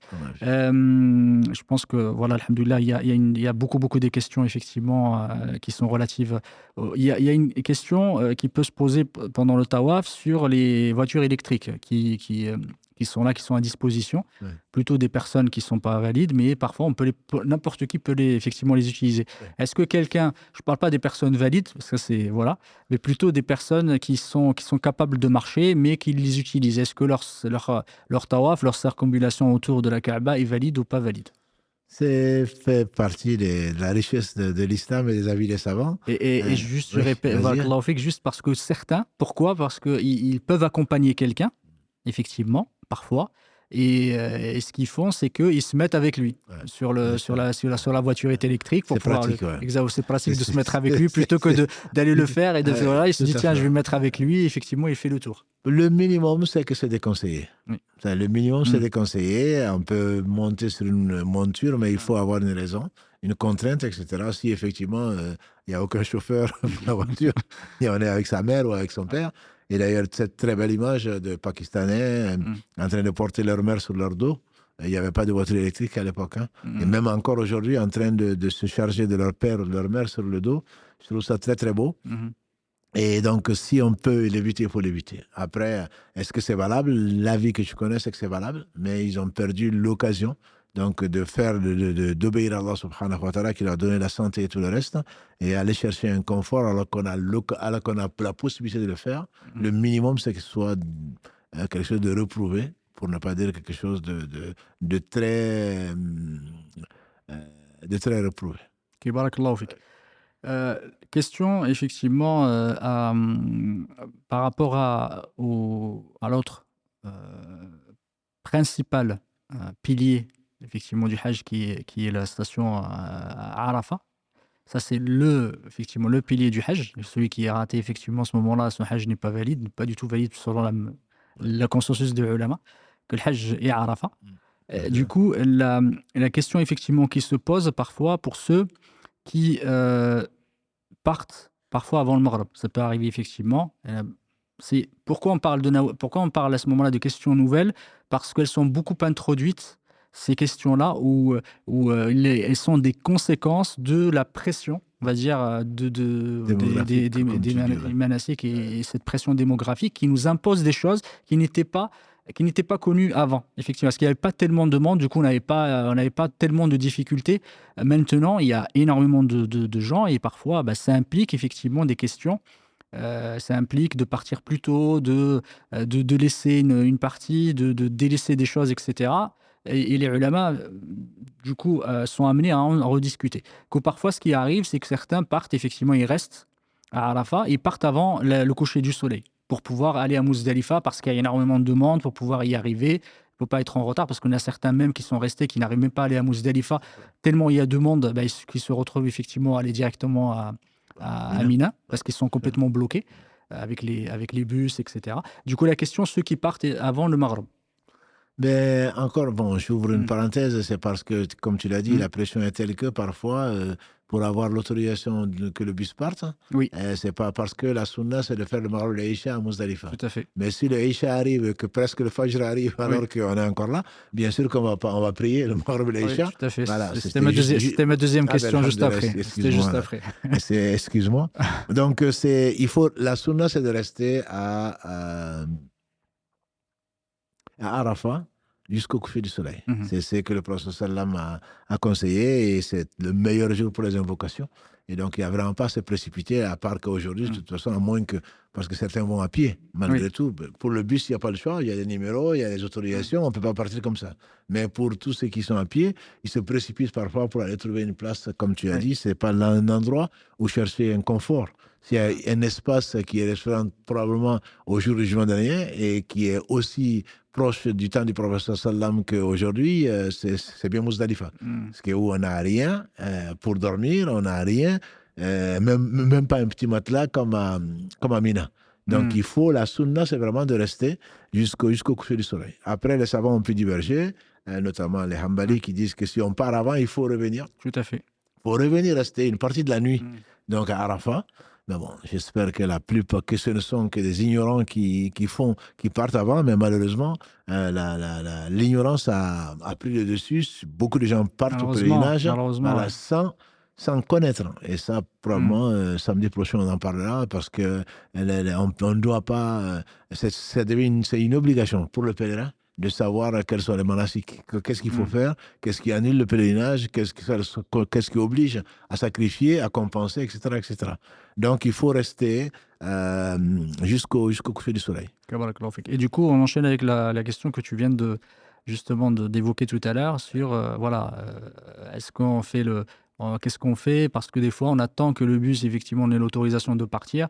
Est-ce qu'on attend de faire l'Isha, effectivement, là-bas ou voilà, quel est le statut? Parce qu'il y en a beaucoup qui ratent, malheureusement, l'heure effectivement, de la prière parce qu'ils se disent, tiens, le professeur Hassan nous a demandé de le faire. Il manquerait plus que ça. Effectivement, tu es au pèlerinage, c'est là où tu rates la prière. C'est sûr. Là, c'est sûr que la sunna du prophète, c'est de faire le Dhuhr al-Asr. Donc, ensemble, et ensemble, donc pour pouvoir profiter justement de l'après-midi. Et ensuite de faire le Maghrib et l'Isha, il l'a fait, lui, à Muzdalifa. Tout à fait. Voilà. Mais, bien sûr, c'est à condition que l'on puisse le faire. Et si on est là, pour les Hanbalites, par exemple, l'Isha va jusqu'au milieu de la nuit. Tout à fait. Voilà. Et pour les Malikis, ça va jusqu'au Fajr, un peu avant le Fajr. Mais, dans tous les cas, si le bus est bloqué et qu'on ne peut pas y arriver Il faut faire, la priorité, c'est bien sûr de faire la prière à l'heure. On va abandonner, on va faire une chose obligatoire en délaissant une sunna. Oui. Et ça, bien entendu, c'est ce qui est conseillé à tout un chacun. Surtout pas rater la prière, c'est le meilleur acte, a dit le prophète sallam, qui plaît le plus à Allah, c'est la prière à l'heure. Donc que l'on soit à Arafat, ça a encore plus d'importance qu'ailleurs. Donc on fait la prière, et ben on arrive à Muzdalifa si on y arrive, et puis même si on y passe peu de temps, il faut y passer si on peut. Ben, si on ne peut pas, on va directement à Mina. Et selon les avis, alhamdoulilah, le pèlerinage est valable. Et à Muzdalifa, quand on y arrive, effectivement, quel est le statut? Est-ce qu'on est obligé de rester jusqu'au au lever du soleil? Ou est-ce qu'on peut partir avant? À quel moment? Qu'est-ce qui est valable, le minimum par rapport à la station ou le fait d'être à Muzdalifa? À Muzdalifa, ce qui est, il est conseillé, la sunna, c'est de faire le Maghrib et l'Isha là, de rester jusqu'à la moitié de la nuit. Et les personnes âgées et les personnes qui sont malades, le prophète sallam leur a permis, donc Allah a voulu que ces personnes quittent avant le Fajr pour aller donc à Mina. Mais les personnes qui sont potentes, qui n'ont pas à accompagner des personnes qui sont en dépendance, doivent rester, donc faire le Fajr à Muzdalifa et rester faire l'invocation à Mashar al-Haram, donc jusqu'à presque au lever du soleil, avant de ramasser bien sûr les 70 petits cailloux et pas de gros cailloux, fait descendre du petit caillou à Muzdalifa et donc avant de partir donc pour les stèles, avant de partir à Mina. Et par rapport à la Jamra, effectivement, le fait de lancer ces cailloux-là, Al-Jamarat, la première Jamra, effectivement, de jour de l'Eid, à quel moment? Est-ce qu'on a la possibilité? Certains le font, par exemple, avant le Fajr. Ouais. Parce qu'effectivement, ils sont partis plus tôt. Parce qu'ils prennent effectivement les avis de certains, même s'ils sont... Alors, il y a la différence avec les personnes malades et voilà, qui ont la possibilité de le faire, mais ceux qui sont partis, alors que parce qu'ils ont pris un avis particulier, ils sont partis. Est-ce qu'ils ont l'autorisation d'aller faire Jamrat? Parce qu'il y en a beaucoup qui le font. Ils partent, même si des fois c'est fermé. Voilà. Oui, en effet, c'est fermé. Comme tu dis, le premier c'est fermé et on n'ouvre qu'avec l'adhan. C'est ça. Voilà, donc malgré cela, on dirait qu'il se débarrasse des rites. Quand le rite a été fait, c'est pour être respecté. Donc, si on ne le respecte pas, il se peut qu'elle n'accepte pas. On est encore en état en plus de muhrim. Donc, si on désobéit à Allah en désobéissant au prophète sallam, je ne sais pas ce qu'on attend, à part le titre de Hajj. Il se peut qu'Allah ne l'ait pas du tout accepté. Non, il faut rester, comme le prophète sallam l'a fait, il faut rester donc à Muzdalifa, presque jusqu'au lever du soleil, et ensuite aller vers Mina et ne pas se précipiter, parce qu'il y a un avis, surtout ces jeunes prédicateurs, entre guillemets, qui prennent ce qui les arrange. Oui, mais il y a des avis. Oui, chez Abu Hanifa, on dit ça. Oui, chez un tel. Et comme tu nous l'as rappelé, si on prend les avis divergents, qui divergent de l'avis majoritaire de tous les savants, on sort de l'islam, ou presque. Donc, il faut respecter l'avis majoritaire tant que c'est possible, surtout quand c'est peut-être une fois dans la vie, et surtout quand ça conditionne le pardon des péchés, quoi. Donc ça, vraiment, je pense qu'il faut être respectueux et éviter les divergences, comme tu dis, que ce soit dans le shampoing, que ce soit dans autre chose. Chaque fois qu'on peut éviter de divergences entre les savants, on est certainement dans le hadith du prophète sallam, qui est si important et qui est la ligne de conduite du musulman. Da'ama yuribuk ilama la yuribuk. Abandonne ce qui te met dans un doute pour ce qui ne t'y met pas. Oui, il diverge. Les savants ne divergent pas sur ton cas. Ça, je suis convaincu. Non, mais tu suis tes passions. Les savants ne divergent pas sur ton cas. Donc, s'ils divergent, abandonne. Oui, mais bon, il faudrait bien. Non, moi, l'avis le plus fort, tu ne connais même pas un avis. Qu'est-ce que c'est qu'un avis? Tu ne le connais pas. Donc, non, il faut craindre Allah subhanahu wa ta'ala et respecter les savants et éviter les doutes.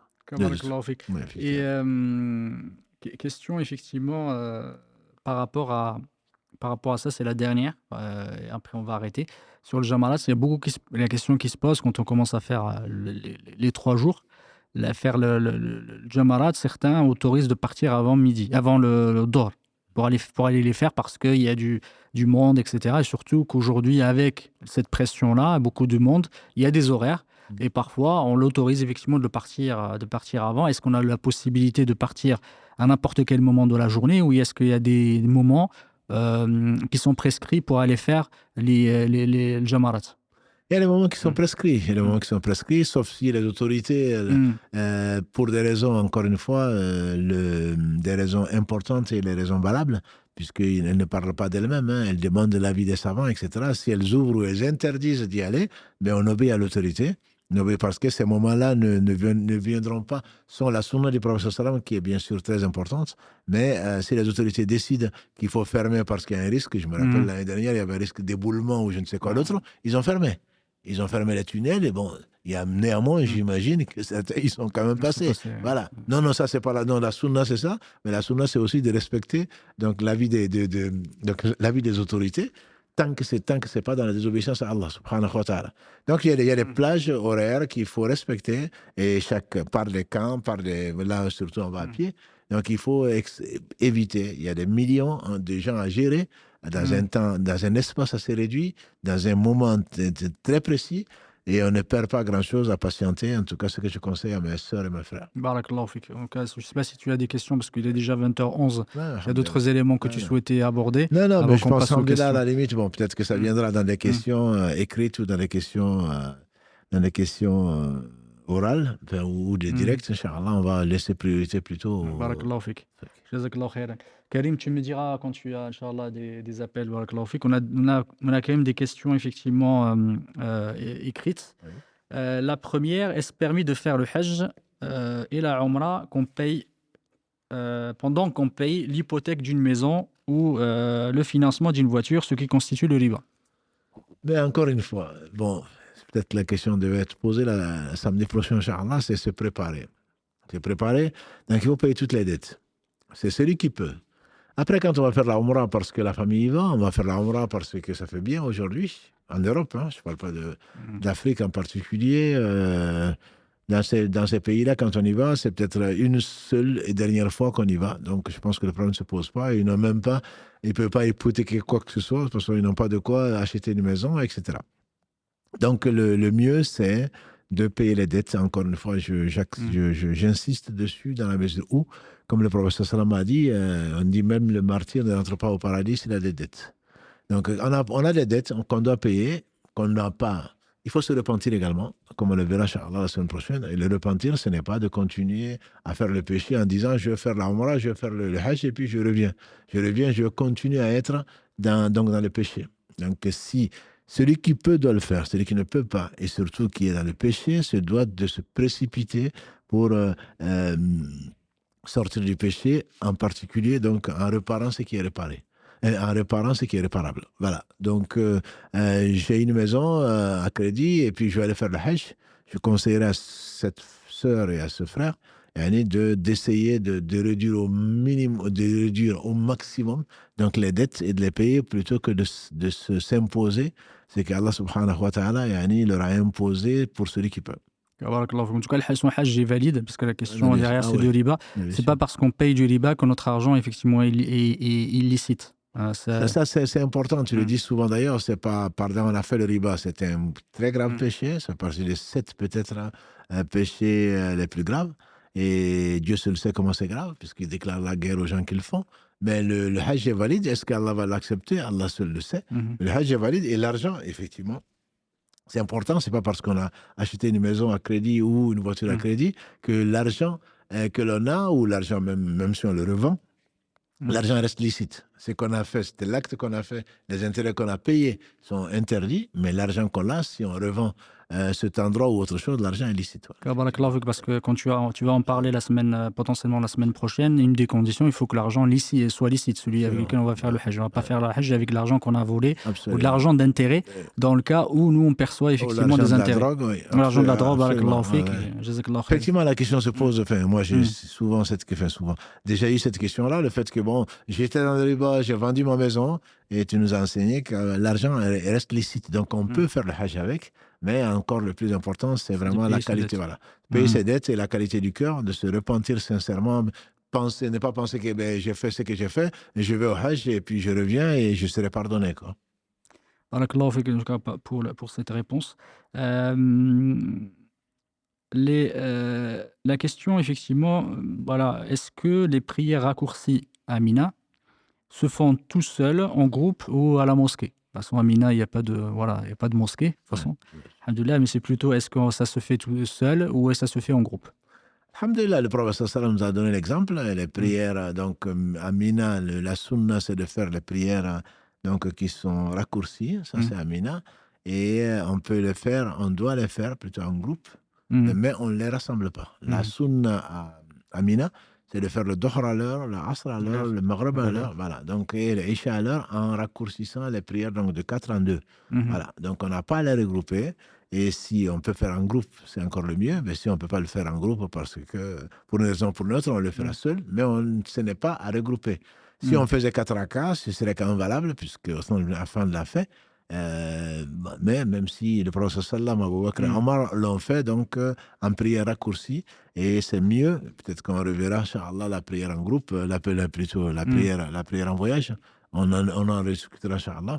L'avis majoritaire, c'est que raccourcir la prière pour le voyageur est mieux que de faire une prière complète. Barakallahu fik. Et une question intéressante. J'ai vraiment des fois des questions effectivement auxquelles on ne pense pas. Il dit, la personne pose la question, aller en vacances régulièrement, au lieu d'épargner cet argent pour aller à la Mecque, sommes-nous dans le mal en agissant ainsi? Parce qu'effectivement, il y a des voyages qui coûtent extrêmement cher. Il y en a qui vont, alhamdoulilah, Allah subhanahu wa ta'ala leur a donné les moyens, et alhamdoulilah, ils font des voyages très très lointains.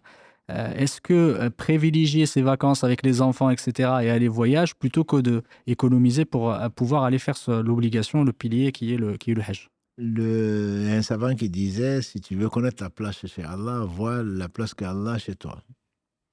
Je pense que, à mon avis, la réponse est là. Si vraiment tu privilégies Allah, si tu prétends aimer Allah, certainement Allah doit être ta priorité dans la vie. Donc, c'est aller faire des vacances, ça va te profiter. Bon, si tu as préféré, c'est vraiment dans l'au-delà, quoi. Parce que l'au-delà, les vacances, je peux t'assurer, Masha'Allah, c'est magnifique. Pour ceux, bien sûr, qui ont craint Allah, qu'Allah nous l'accorde, là, ce sont les vacances, tu n'auras même pas à faire la prière. Pour ceux qui, voilà, même pas de prière. Voilà. Donc, alhamdoulilah, non, il faut privilégier, effectivement, bon, ça ne veut pas dire qu'il ne faut pas faire sortir les enfants ou autre chose. Il faut privilégier ce qu'Allah a privilégié. Il en a fait un pilier. Pour celui qui peut, et toi, tu peux. Toi, tu es même capable d'aller faire le haram pour aller en vacances. Donc, se garder le halal et privilégier. Je sais qu'aujourd'hui, ça devient de plus en plus cher. Parce que, avant le Covid, c'était moins de 5 000. Aujourd'hui, pour ceux qui vont régulièrement, en tout cas avec le visa Hajj, c'est plutôt autour de 10 000. Voilà. Donc, et s'il faut aller en couple, etc., etc. Et également, une question peut-être qu'on ne pose pas, est-ce qu'il faut absolument que j'attende mon épouse pour aller ensemble? Oui. Mais si tu as 20 000 euros, il n'y a pas de problème, tu peux l'attendre. Mais si tu meurs entre-temps, tu seras redevable, puisque tu avais les 10 000 ou les 15 000 euros. Mais bon, parce que tu craignais que madame ne se fâche ou autre chose. Ou alors, non, je dois amener ma mère, je dois amener aussi ma femme. Donc, quel choix? Je te dis, c'est ton problème. Mais en tout cas, il faut absolument satisfaire cette obligation. Et il y a beaucoup de leçons, on n'a pas de temps ce soir d'en parler, il y a beaucoup de leçons dans le Hajj. Et si Allah l'a rendu obligatoire pour celui qui peut, c'est que, bien entendu, la personne vise l'excellence. Et le Hajj est vraiment une très, très belle expérience pour celui qui la vit vraiment et qui ne va pas pour autre chose que pour Allah subhanahu wa ta'ala. Barakallahu fik, jazakallahu khairan. Il y a peut-être un appel. Salam alaikum. Malaikum salam wa rahmatullahi wa barakatuh. Vous êtes en direct. Oui, c'est M. Kwande Ousmane. Moi, juste ma question était que par rapport à Hajj, par rapport à mon père, par exemple, qui ne pouvait pas faire la Hajj, et que moi, j'ai déjà fait le Umrah. Et je me posais la question, je devais aller à sa place pour aller faire la Hajj. Et si je fais la Hajj à sa place, et moi, dans ce cas-là, alors, qu'est-ce que je dois faire? Je dois faire mon Hajj en même temps que lui ou... En même temps que lui, comment? Tu veux faire 2 Hajj en un, c'est ça? Non, Ousmane, ça ne marche pas. Non, en fait, je voulais juste comprendre la question, en fait. Je me pose la question, en fait. Oui, tu as raison de te poser la question. Si tu veux 2 en 1, ça ne marche pas pour le Hajj. Le Hajj, c'est une fois. Tu ne fais pas, contrairement à la Umrah, où il y a la permission d'aller faire plusieurs Umrah en même temps, même si tu ne le conseilles pas. Le Hajj, c'est une fois. Tu ne peux pas faire le Hajj pour ton père et pour toi-même. Ça, c'est impossible. Quand tu vas faire le Hajj, on espère que si tu le fais pour ton père, tu auras la récompense du Hajj, mais tu n'auras pas le Hajj en même temps. Sinon, moi, je te propose un prix de gros. C'est toute la famille, on se cotise et puis c'est toi qui y vas pour la famille. Non. Là, c'est quand tu vas y aller. Si ton père est encore vivant, c'est possible. Surtout qu'il va se fâcher si tu fais le hajj avant lui. Enfin, faire le hajj pour lui, c'est une très bonne chose et tu seras récompensé, Inch'Allah. S'il est décédé, et ça va lui arriver, forcément, je te conseille plutôt de faire ton hajj à toi plutôt que de faire le hajj de ton père. Mais si tu vas, ça sera au moins 2 hajj. Hein. Tu feras un hajj pour ton père et un hajj pour toi. Et peut-être une umrah, Inch'Allah, pour les deux. Ok. Merci bien. Barakallahu fik, Othman. Et question effectivement, alors mais d'autres questions auxquelles on a déjà répondu, le porte-bébé, un sac à dos dessus. C'est pas quand même l'endroit où il faut amener les bébés. Hein. Oui. Entre nous. Pour la Umrah, des fois, il y en a beaucoup. Voilà, c'est pas des vacances. Hein. Il ne faut pas le considérer comme des vacances. Hein. Aujourd'hui, en France en particulier, malheureusement, je pense en Europe, la Umrah est devenue, non, mais je sens que j'ai besoin d'aller à la Umrah, je vais faire un tour à la Umrah. Non, tu sens vraiment que tu es loin d'Allah. Alhamdulillah, lève-toi la nuit, pleure sur tes péchés, demande à Allah, sois sincère, et ça va te rapporter peut-être beaucoup plus que la Umrah. Donc, il faut pas que c'est pas un jeu, c'est une adoration. Et donc, amener son bébé, c'est comme des vacances, quoi. Je vais avec toute la famille, je vais faire la Umrah, ça va nous rapprocher. Mais peut-être que ça va, j'en ai vu qui ont été, qu'en disant, c'est notre dernière Umrah ensemble, on va divorcer après. Avant même de partir, qui ont décidé, voilà, non, mais je t'assure. Bon, donc, notre dernier voyage avec toute la famille. Voilà, on va aller faire un dernier voyage, et puis quand on arrive, quand on revient de la Umrah, on va divorcer. Je ne crois pas que ce soit signe de piété. Voilà. Donc, porte-bébé, oui, bien sûr, parce que tu as un bébé, tu n'as pas de belle-mère pour le garder, ta mère non plus ne peut pas le garder, etc. Mais si vraiment tu dois le faire, effectivement, c'est permis, on a dit, les sacs à dos, on en a parlé déjà. Tout ceci est permis, mais il y a du monde. Enfin, pour la Umrah, peut-être choisir alors le moment où il y a moins de monde, voilà. Ouais. Mais pour le Hajj, quand on voit effectivement les enfants, voilà. C'est quasiment impossible. Je ne sais même pas si on peut le faire d'ailleurs avec les enfants. Je ne sais même pas si c'est possible. Je pense qu'il n'y a même pas de permis. Si tu le fais de toute façon, je te conseille d'aller au 3e étage ou d'aller au 2e étage. Non, je pense que tu mets la santé, la vie de l'enfant déjà. Pour ceux d'entre nous qui essayent de prétexte la sunna pour aller essayer d'embrasser la pierre noire. Pour moi, c'est presque une tentative de suicide. Alors, ne parlons pas, si tu as un bébé avec des centaines de millions de gens sur place, je ne sais pas si tu veux du bien ou pas à ton bébé, quoi. Tout à fait. Je ne sais même pas si c'est autorisé, d'ailleurs. Je ne sais même pas s'ils autorisent, ils donnent même pas je pense même pas qu'ils donnent des visas parce que j'en ai jamais vu des jeunes, enfin des enfants, des vraiment bébés là-bas.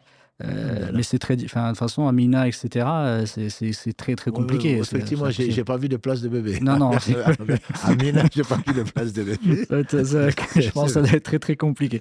Qu'Allah a'lam. Et effectivement, il y a la question juste avant de. Salam alaikum. Allô. Salam alaikum. Wa alaikum salam wa rahmatullahi wa barakatuh. Tfaddal. Merci encore, comme d'habitude, pour tout ce que vous faites. Alors, j'ai 2 petites questions qui vont être très rapides et je pense que les réponses aussi vont être rapides. Alors, la première question, je vous ai écouté il n'y a pas très longtemps en déplorant le fait que certaines personnes rediffusent vos vidéos en mettant de la musique et enfin s'en servent pas de la meilleure des façons. Oui. Mais nous les repartageons. Moi, l'intention, c'est le message.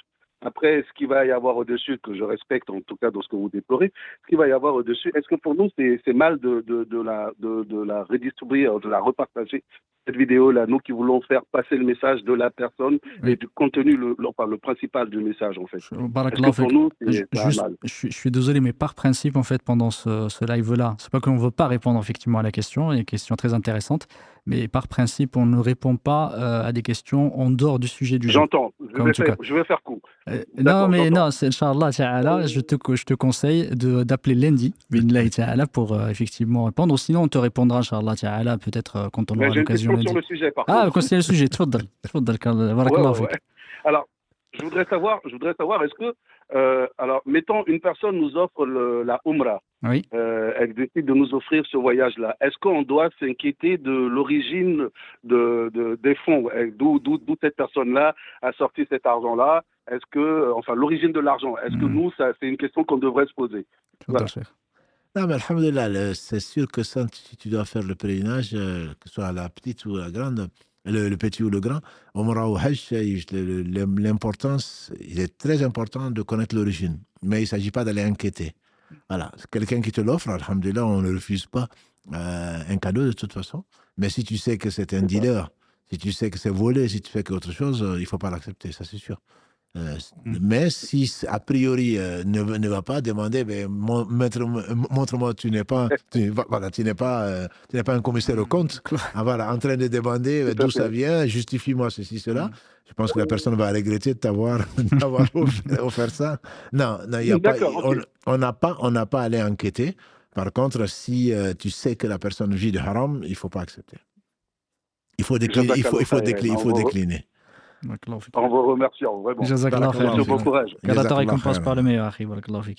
Je passe effectivement à une question, tu en as parlé tout à l'heure, mais peut-être que les frères et les sœurs n'ont pas entendu. Et d'ailleurs, c'est une question que je vais tourner un peu de façon générale. Celui qui a fait un interdit pendant le ihram, quelque chose qui n'était pas permis de le faire par oubli, effectivement, ou par ignorance.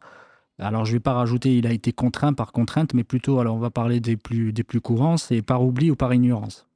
Et que, voilà, imaginons, là, l'exemple, c'était le savon parfumé, il a mis du savon parfumé, il s'est parfumé, voilà, ou autre chose, et en oubliant ou qu'il l'ignorait. Quel est le statut? Le statut, alhamdulillah, Allah est miséricordieux. Comme l'a dit le prophète sallam, mon Seigneur pardonne à ma communauté les fautes faites par erreur, par oubli ou par contrainte.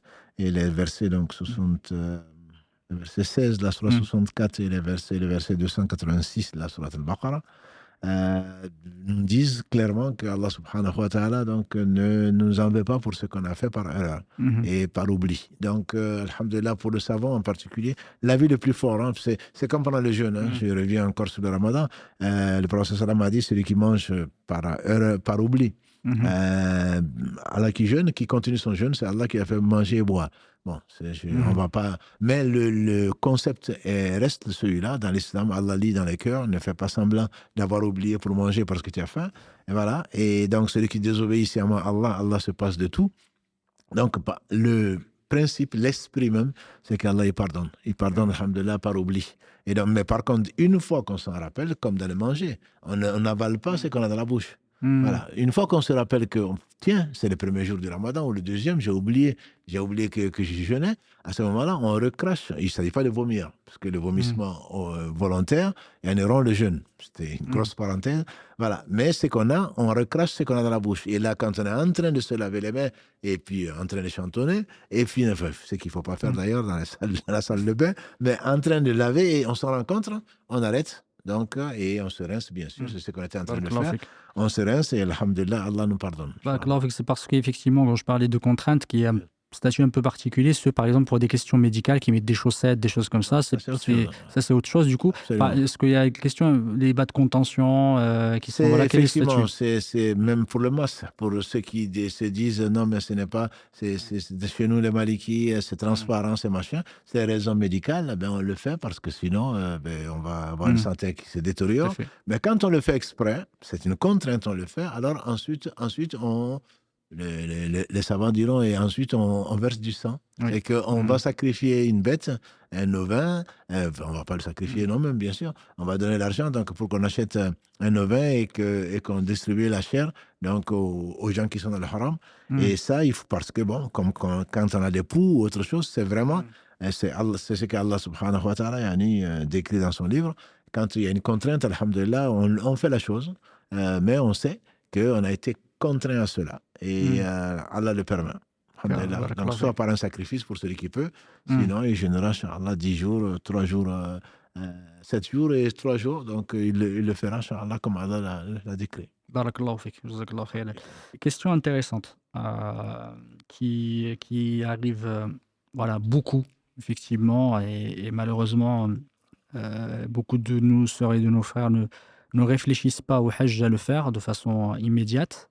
Il y a une question là, vraiment très spécifique, qui dit que mon père ne veut pas aller faire la Umrah ou le Hajj tant que ma sœur de 30 ans ne sera pas mariée. Est-ce qu'il a le droit de faire la Umrah Est-ce qu'il a le droit de faire la Umrah ou le Hajj C'est plutôt, est-ce qu'il a le droit effectivement de faire ainsi ou pas? Bien sûr que non. Je veux dire, la sœur n'est pas mariée, c'est pas lui qui va la marier, c'est pas lui qui va décider de quand elle va se marier. Et Allah subhanahu wa ta'ala a rendu obligatoire pour nous le hajj pour celui qui a les moyens. S'il a les moyens, il ne peut pas prétexter. Donc, s'il n'y a pas une contrainte, comme on l'a dit, bien définie au début, des autorités, il n'a pas le visa ou il n'a pas les moyens, etc., physiques et financiers, non, il n'a pas le droit, bien sûr. Il n'a pas le droit et c'est pas comme ça. Je lui conseillerais d'aller faire la Umrah ou d'aller faire le hajj pour prier pour sa fille, entre autres. Voilà, et pour lui-même, voilà, plutôt que de rester là en train de suivre des coutumes et des choses comme ça. Non, non, il n'a certainement pas le droit de prier pour lui. Parce qu'il est vraiment dans l'erreur, c'est de l'ignorance et c'est de la désobéissance manifeste d'Allah subhanahu wa ta'ala qu'il a donné de quoi faire le hajj, de quoi l'adorer et il refuse d'y aller sous un prétexte qui n'est pas recevable. Tout simplement. En tout cas, est-ce que c'est le même statut que celui qui retarde l'accomplissement du hajj depuis des années? Il a les moyens de le faire, effectivement, mais il retarde parce que, voilà, parce que j'ai déjà entendu... j'y pense pas, ou j'attends d'être vieux pour pouvoir le faire. Il y a beaucoup, effectivement. Et je conseille d'ailleurs à tous les vieux et jeunes de le faire le plus tôt possible parce que c'est une partie bien physique. Et même les jeunes qui le font s'en rappellent. Et mieux vaut y aller quand on est vraiment en forme physiquement. Bien que je reconnais que nos mères et nos sœurs qui sont très, très vaillantes, et c'est pas les derniers, hein. Quand on marche dans les jamarats, etc., c'est pas forcément elles qui sont en dernier. Souvent, elles sont devant. Elles ont beaucoup d'énergie qu'Allah leur donne à cause peut-être de la baraka qu'Allah leur donne dans leur voyage et l'intention surtout. Elles sont déterminées et pensant que c'est la dernière fois, peut-être qu'ils vont mourir après ça, etc. Donc, elles sont vraiment très déterminées. Mais je conseille néanmoins aux jeunes d'aller faire le pèlerinage. Souvent, on nous dit non, tu es trop jeune pour faire le hajj. Voilà, parce qu'après le hajj, il ne faut pas faire le péché. Voilà. Mais le problème, c'est que tu fais du péché en n'allant pas. Déjà, et tu ne sais pas quand tu vas mourir. Non, dès qu'on peut, il faut faire le hajj. Et il se peut que l'invocation que tu vas faire pour toi-même et pour nous, il se peut qu'Allah l'accepte et que tu fasses partie des pieux. Donc, mieux vaut être pieux quand on est jeune plutôt que d'être pieux quand on est mort. Voilà. Donc, non, ce sont vraiment des mauvaises habitudes qu'il faut délaisser. La question, effectivement, qui revient. Alors. Je vais bientôt recevoir de l'argent en héritage. On voulait faire le hajj, mais avec l'épreuve de nos frères palestiniens, on veut donner l'argent pour aider à construire une mosquée. Est-ce que la priorité est le hajj ou donner cet argent, effectivement, pour les œuvres de bienfaisance Qu'Allah vous récompense par le bien pour la bonne intention. Mais l'argent pour construire une mosquée, c'est une fard kifaya. C'est une obligation collective. Effectivement, la question, elle disait, pour bien préciser, une mosquée en Palestine. Oui, même une mosquée, même une mosquée à la Mecque. Oui. Parce qu'il y en a qui aussi, j'ai vu à la Mecque maintenant et à Médine, ils vendent des masahif en disant ça va être dans une mosquée à Médine. Donc, bon, ça permet d'avoir de l'argent pour le faire, mais il y a certainement d'autres priorités, à mon sens. Mais dans tous les cas, l'obligation qui vous est faite, sœur comme frère, c'est de faire le pèlerinage quand on a les moyens. C'est une obligation qui est individuel. Donc c'est un fardaïn pour celui qui peut. Allah n'a pas dit s'il n'y a pas de guerre, s'il n'y a pas de ceci, s'il n'y a pas de pauvres. Non. Effectivement, si tu es éprouvé et que tu as, dans l'ancien temps, aujourd'hui tu passes par Nousouk, en tout cas dans notre cas, une plateforme, tu n'as pas encore dépensé, et puis voilà quelqu'un qui est lourdement entêté ou qui a un problème insoluble qui est ton voisin. Que tu décides parce que sa vie en dépend, que tu donnes, ça c'est autre chose. Mais aujourd'hui, tu as une communauté qui est injustement traitée, qui est massacrée, qui est tout ce que tu veux, qui est insupportablement, qui vit dans des conditions insupportables. Et je ne sais pas comment est-ce que l'humanité peut rester dans cet état-là. Donc, que tu te retrouves devant ça, ce n'est pas parce que tu vas construire une mosquée en Palestine que ça va résoudre le problème. Et Allah va t'interroger certainement sur le fait que tu devais faire le pèlerinage, tu ne l'as pas fait. Par là, tu t'as donné les moyens, il ne va pas t'interroger sur celui-là. Moi, je te conseille d'aller faire le pèlerinage, de prier beaucoup pour eux. Et c'est l'un des moyens, et pour tous les opprimés d'ailleurs, c'est l'un des moyens les plus efficaces et qui nous est demandé le minimum quand on voit un faible en homme, c'est de changer de sa main, tu ne peux pas. De ta langue, peut-être que tu le fais. Et au moins, sinon de ton cœur.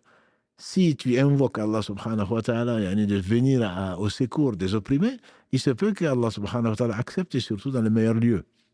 Et je ne te conseille pas de faire le justicier et d'aller construire un puits ou d'aller construire une mosquée alors que tu n'as pas encore fait l'obligation qui est donc une obligation individuelle d'aller faire le pèlerinage. Allah fik. Alors, il y a une question, même si voilà, Je sais pas, il a posé effectivement le frère la question, est-ce que potentiellement pour parler du sujet, mais il dit, est-ce qu'on peut prendre un crédit avec intérêt pour faire le Hajj? Il ne manquerait plus que ça. Ouais. Hajj, ouais. Il manquerait plus que ça. Je vois les gens, j'aime beaucoup certains coins, je ne veux pas me faire des ennemis dans certains coins, nulle part d'ailleurs, c'est encore moins en Afrique. C'est des gens qui jouent au loto ou qui jouent au tiercé pour gagner, pour aller au pèlerinage. Et c'est comme tu l'as dit, Allah est pur, on accepte ce qui est pur. Bien entendu, on ne peut pas prendre un crédit pour aller. Tu prends un crédit, tu t'exposes à la guerre d'Allah pour aller faire ce qu'Allah aime.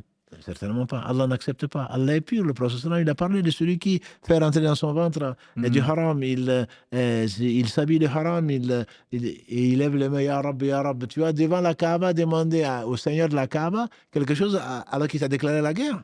Non, certainement pas. Non, il est hors de fait. C'est une question, donc, puisque tu l'as posée, c'est que tu l'as jugé utile.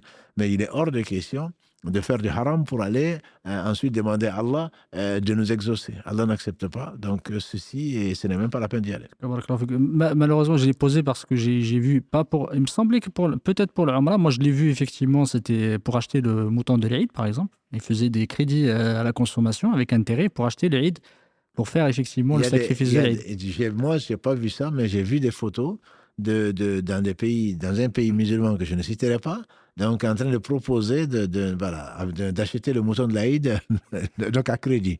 Voilà. Oui. Donc ça, bon, à crédit, j'entends avec intérêt.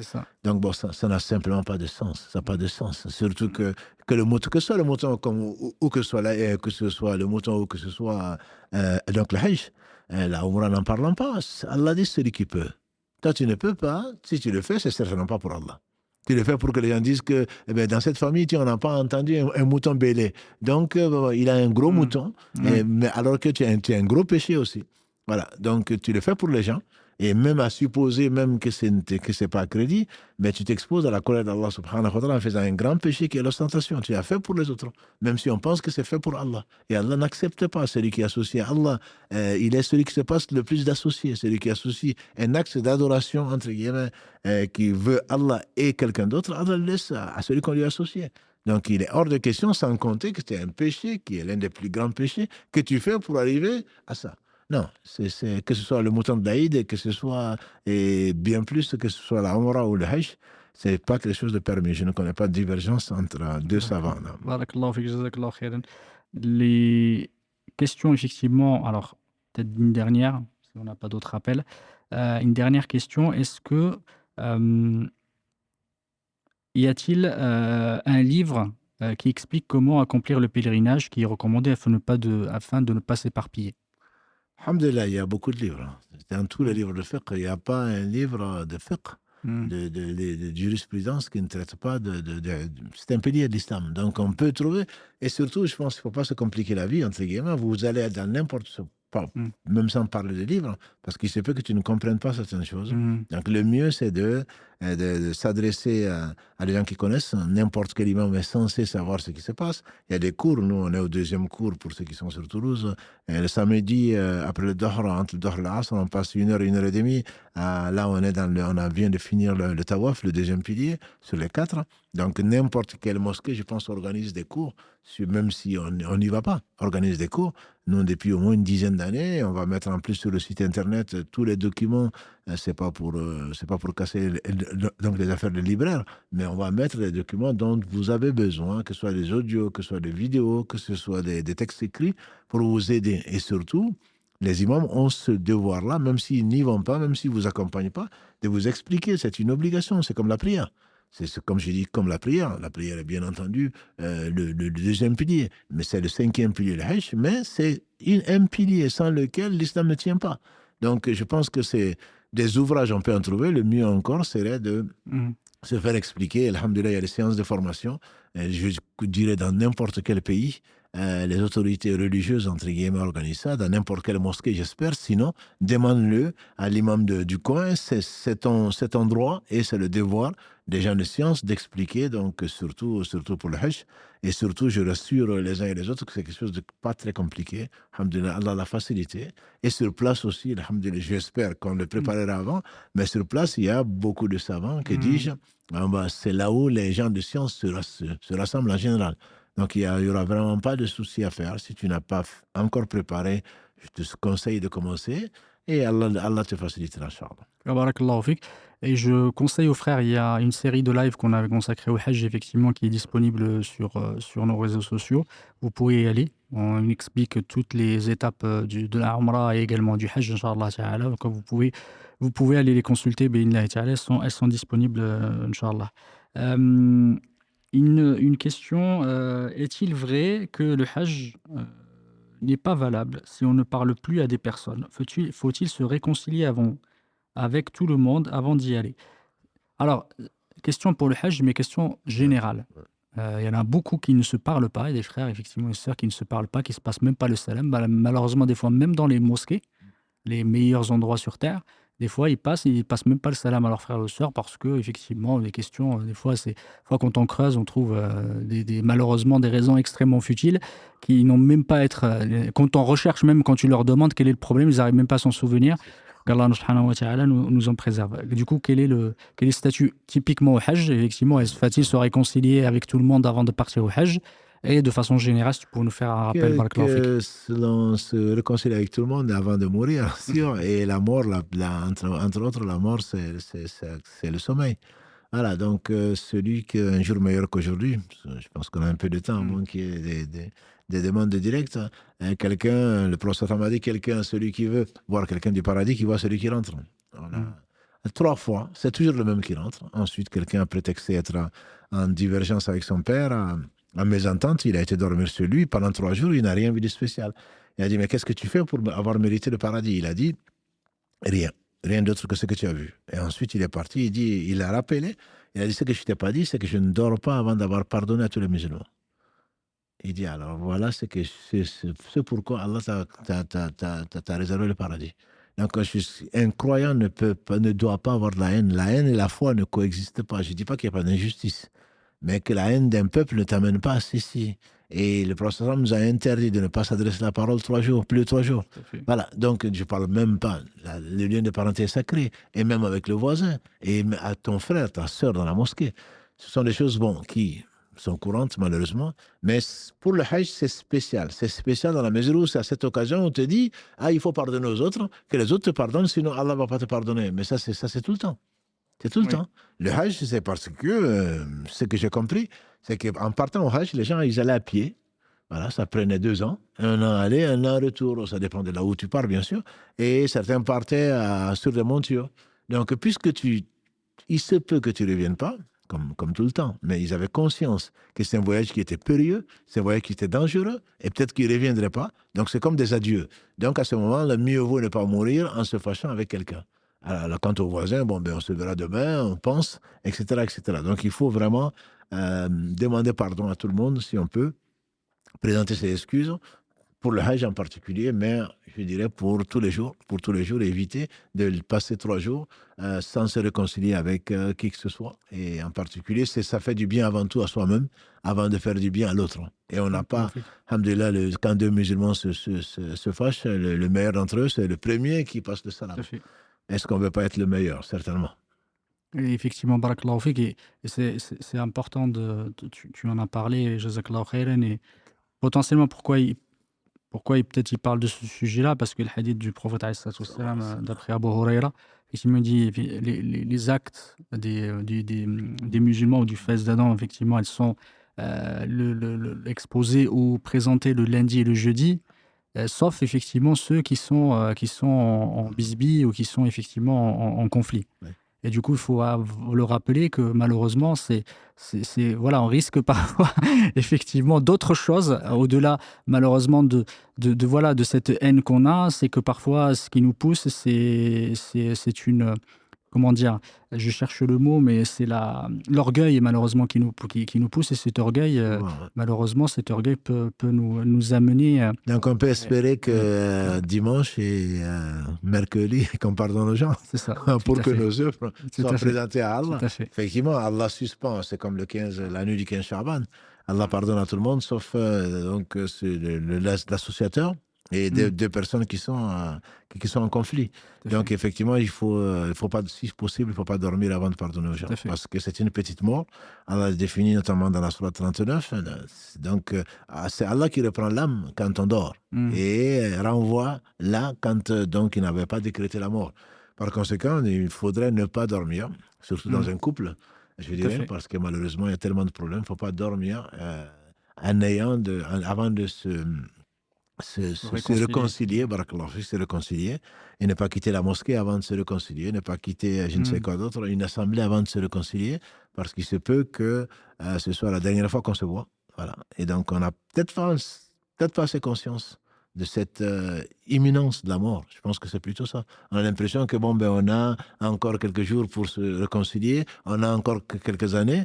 Pas du tout. Il se peut qu'on n'ait même pas une seconde pour se réconcilier. Donc, je pense que c'est très important. Finalement, la question, c'est bien plus que... C'est au-delà du hajj. C'est vraiment quelle doit être la qualité du cœur du musulman. Est-ce que, comme Allah le dit, on dit que c'est à cause d'Abu Bakr, entre autres, est-ce que vous n'aimerez pas qu'Allah vous pardonne? Nous, on n'aime pas pardonner. On aime par contre être pardonné. Voilà. Si on ne pardonne pas, il se peut qu'Allah ne nous pardonne pas.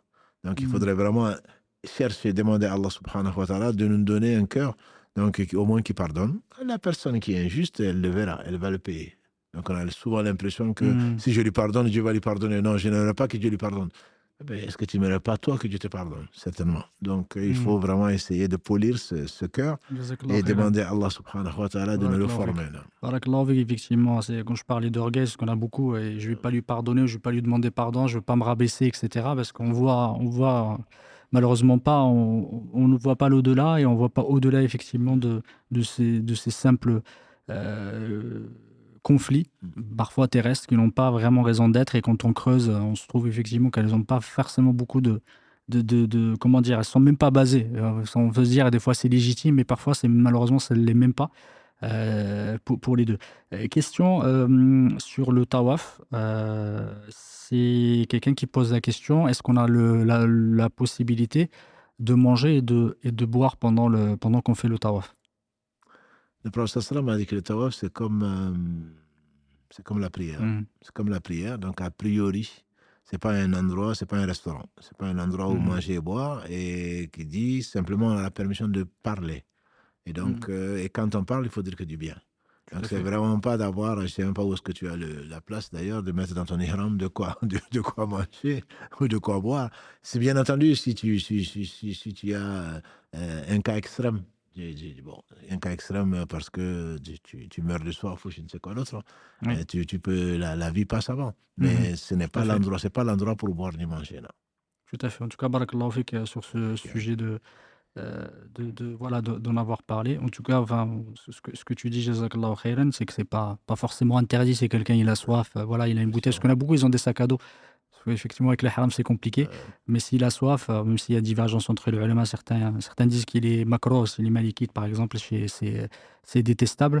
Mais c'est pas interdit. Mais bon, on n'est pas là pour manger, prendre un sandwich, boire, prendre peut-être. Voilà, c'est pas le moment. C'est un moment d'adoration. En tout cas, il faut faire très attention. Si tu me permets, il y a certains qui t'ont dit. Un homme réputé parmi les ascètes, on disait qu'il se refusait de manger, de boire du solide. Voilà, il buvait que du liquide parce que ça prend trop de temps. Voilà. Donc c'est sûr que j'espère que tu vas pas faire le dhikr à la bouche pleine. Oui, c'est sûr. Manger, je pense que les ulama, ils ont divergé peut-être sur le boire, mais manger, quelqu'un qui passe par là, ou peut-être il prend et il mange du chocolat. Je sais pas si vraiment tu es en adoration à ce moment-là. C'est vraiment pas le moment, en tout cas. C'est pas le moment. C'est pas le moment. Barakallahu fik. Jazakallahu khairan. Je sais pas s'il y a encore des questions, Inch'Allah ta'ala. Je vous propose qu'on s'arrête là. Sauf si tu as des conseils, des questions, des choses que tu veux. Non, alhamdulillah, les conseils, je pense qu'on reviendra, Inch'Allah, dessus samedi prochain, puisque c'est consacré.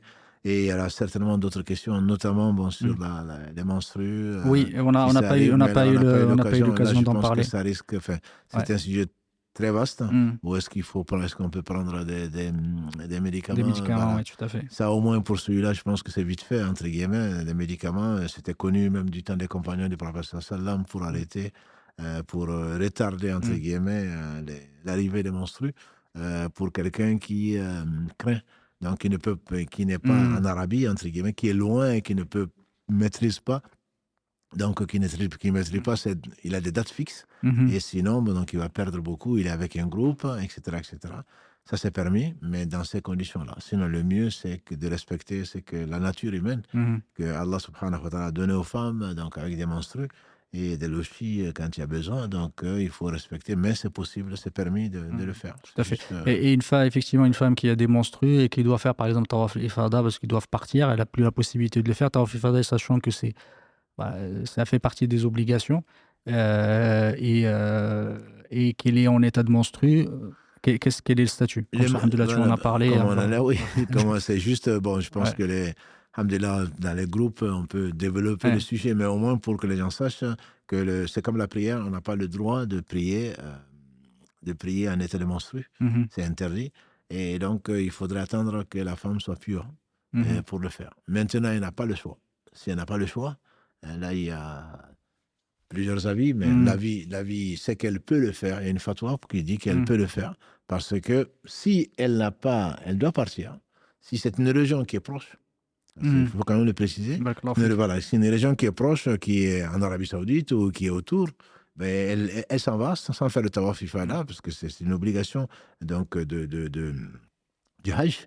Elle part sans le faire et elle revient pour le faire, et en attendant, comme Tawaf Ifada est une condition pour être complètement libérée, elle n'a pas à avoir des relations sexuelles ou des relations conjugales avec son époux, voilà, et elle revient pour le faire. Et je dis également pour ceux qui passent par Jeddah, comme tu l'as dit, et qui vont à Médine, et puis ils peuvent aller à Médine, maintenant le TGV ou l'équivalent est à 2 heures, voilà, il vient avec Mahram, revenir, voilà. Donc l'avis majoritaire et le plus sûr, c'est de revenir, pour celui qui peut, bien sûr. Pour celui qui ne peut pas, il y a une fatwa, effectivement, que la personne fait le tawaf ifada en se protégeant, bien entendu, à ne pas prendre de risque de salir la mosquée, en se protégeant, et donc, et en faisant tawaf ifada avec ou sans sacrifice. Parce qu'il y a les deux avis, mais elle ne part pas, puisque sinon son pèlerinage n'est pas valable. Donc il faudrait qu'elle revienne l'an prochain. Il n'est pas complet, en tout cas. Il n'est pas complet, plutôt. Donc pour éviter ça, la fatwa existe, mais c'est vraiment le cas extrême, si la personne ne peut pas attendre, et ça peut arriver, surtout avec les groupes venant d'Europe, d'Afrique, d'Amérique, etc. Ça peut arriver que c'est contraint, sinon la personne aura à payer peut-être autant pour ses billets d'avion. Alhamdulillah, ils y ont pensé, c'est possible. Donc, avec ou sans compensation, moi je dirais avec compensation pour éviter les divergences, mais elle peut faire tawaf ifada. C'est comme celui qui est contraint et qui en métrologie, les femmes le savent, quand il y a écoulement de sang, on n'a pas prié, mais bon, il y a des limites. Voilà. Allah permet, au travers de ce qu'il a donné comme science au prophète sallam, donc Allah permet donc que la femme prie si ce ne sont pas des règles. Là, ce sont des règles, mais c'est une contrainte. Donc les savants permettent de le faire. Est-ce qu'il faut compenser par un sacrifice ou pas? Là, les savants divergent. Le mieux serait de faire un sacrifice pour éviter les divergences. Barakallahu fik wa jazakallahu khairan, qu'Allah te récompense par le meilleur. On va arrêter là, Inch'Allah Ta'ala, qu'Allah vous récompense par le meilleur pour votre présence, mes chers frères et sœurs. Et je remercie, cher qu'Allah le récompense par le meilleur pour ces explications. C'était très très clair, qu'Allah te bénisse et t'ajoute de la science bénéfique. Il y a le frère Mohamed Adda qui vient de passer le salam, me dit Karim. Qu'Allah subhanahu wa ta'ala le facilite son voyage et qui prie pour nous. Qui prie pour nous, barakallahu fik, jazakallahu khairan, et qu'il nous le ramène sain et sauf, Inch'Allah ta'ala, avec plus de meilleur qu'avant, Inch'Allah ta'ala. En tout cas, barakallahu fikum, qu'Allah vous récompense par le meilleur. سبحانك اللهم وبحمدك أشهد أن لا إله إلا أنت أستغفرك وأتوب إليك سبحان ربك رب العزة عما يصفون وسلام على المرسلين والحمد لله رب العالمين.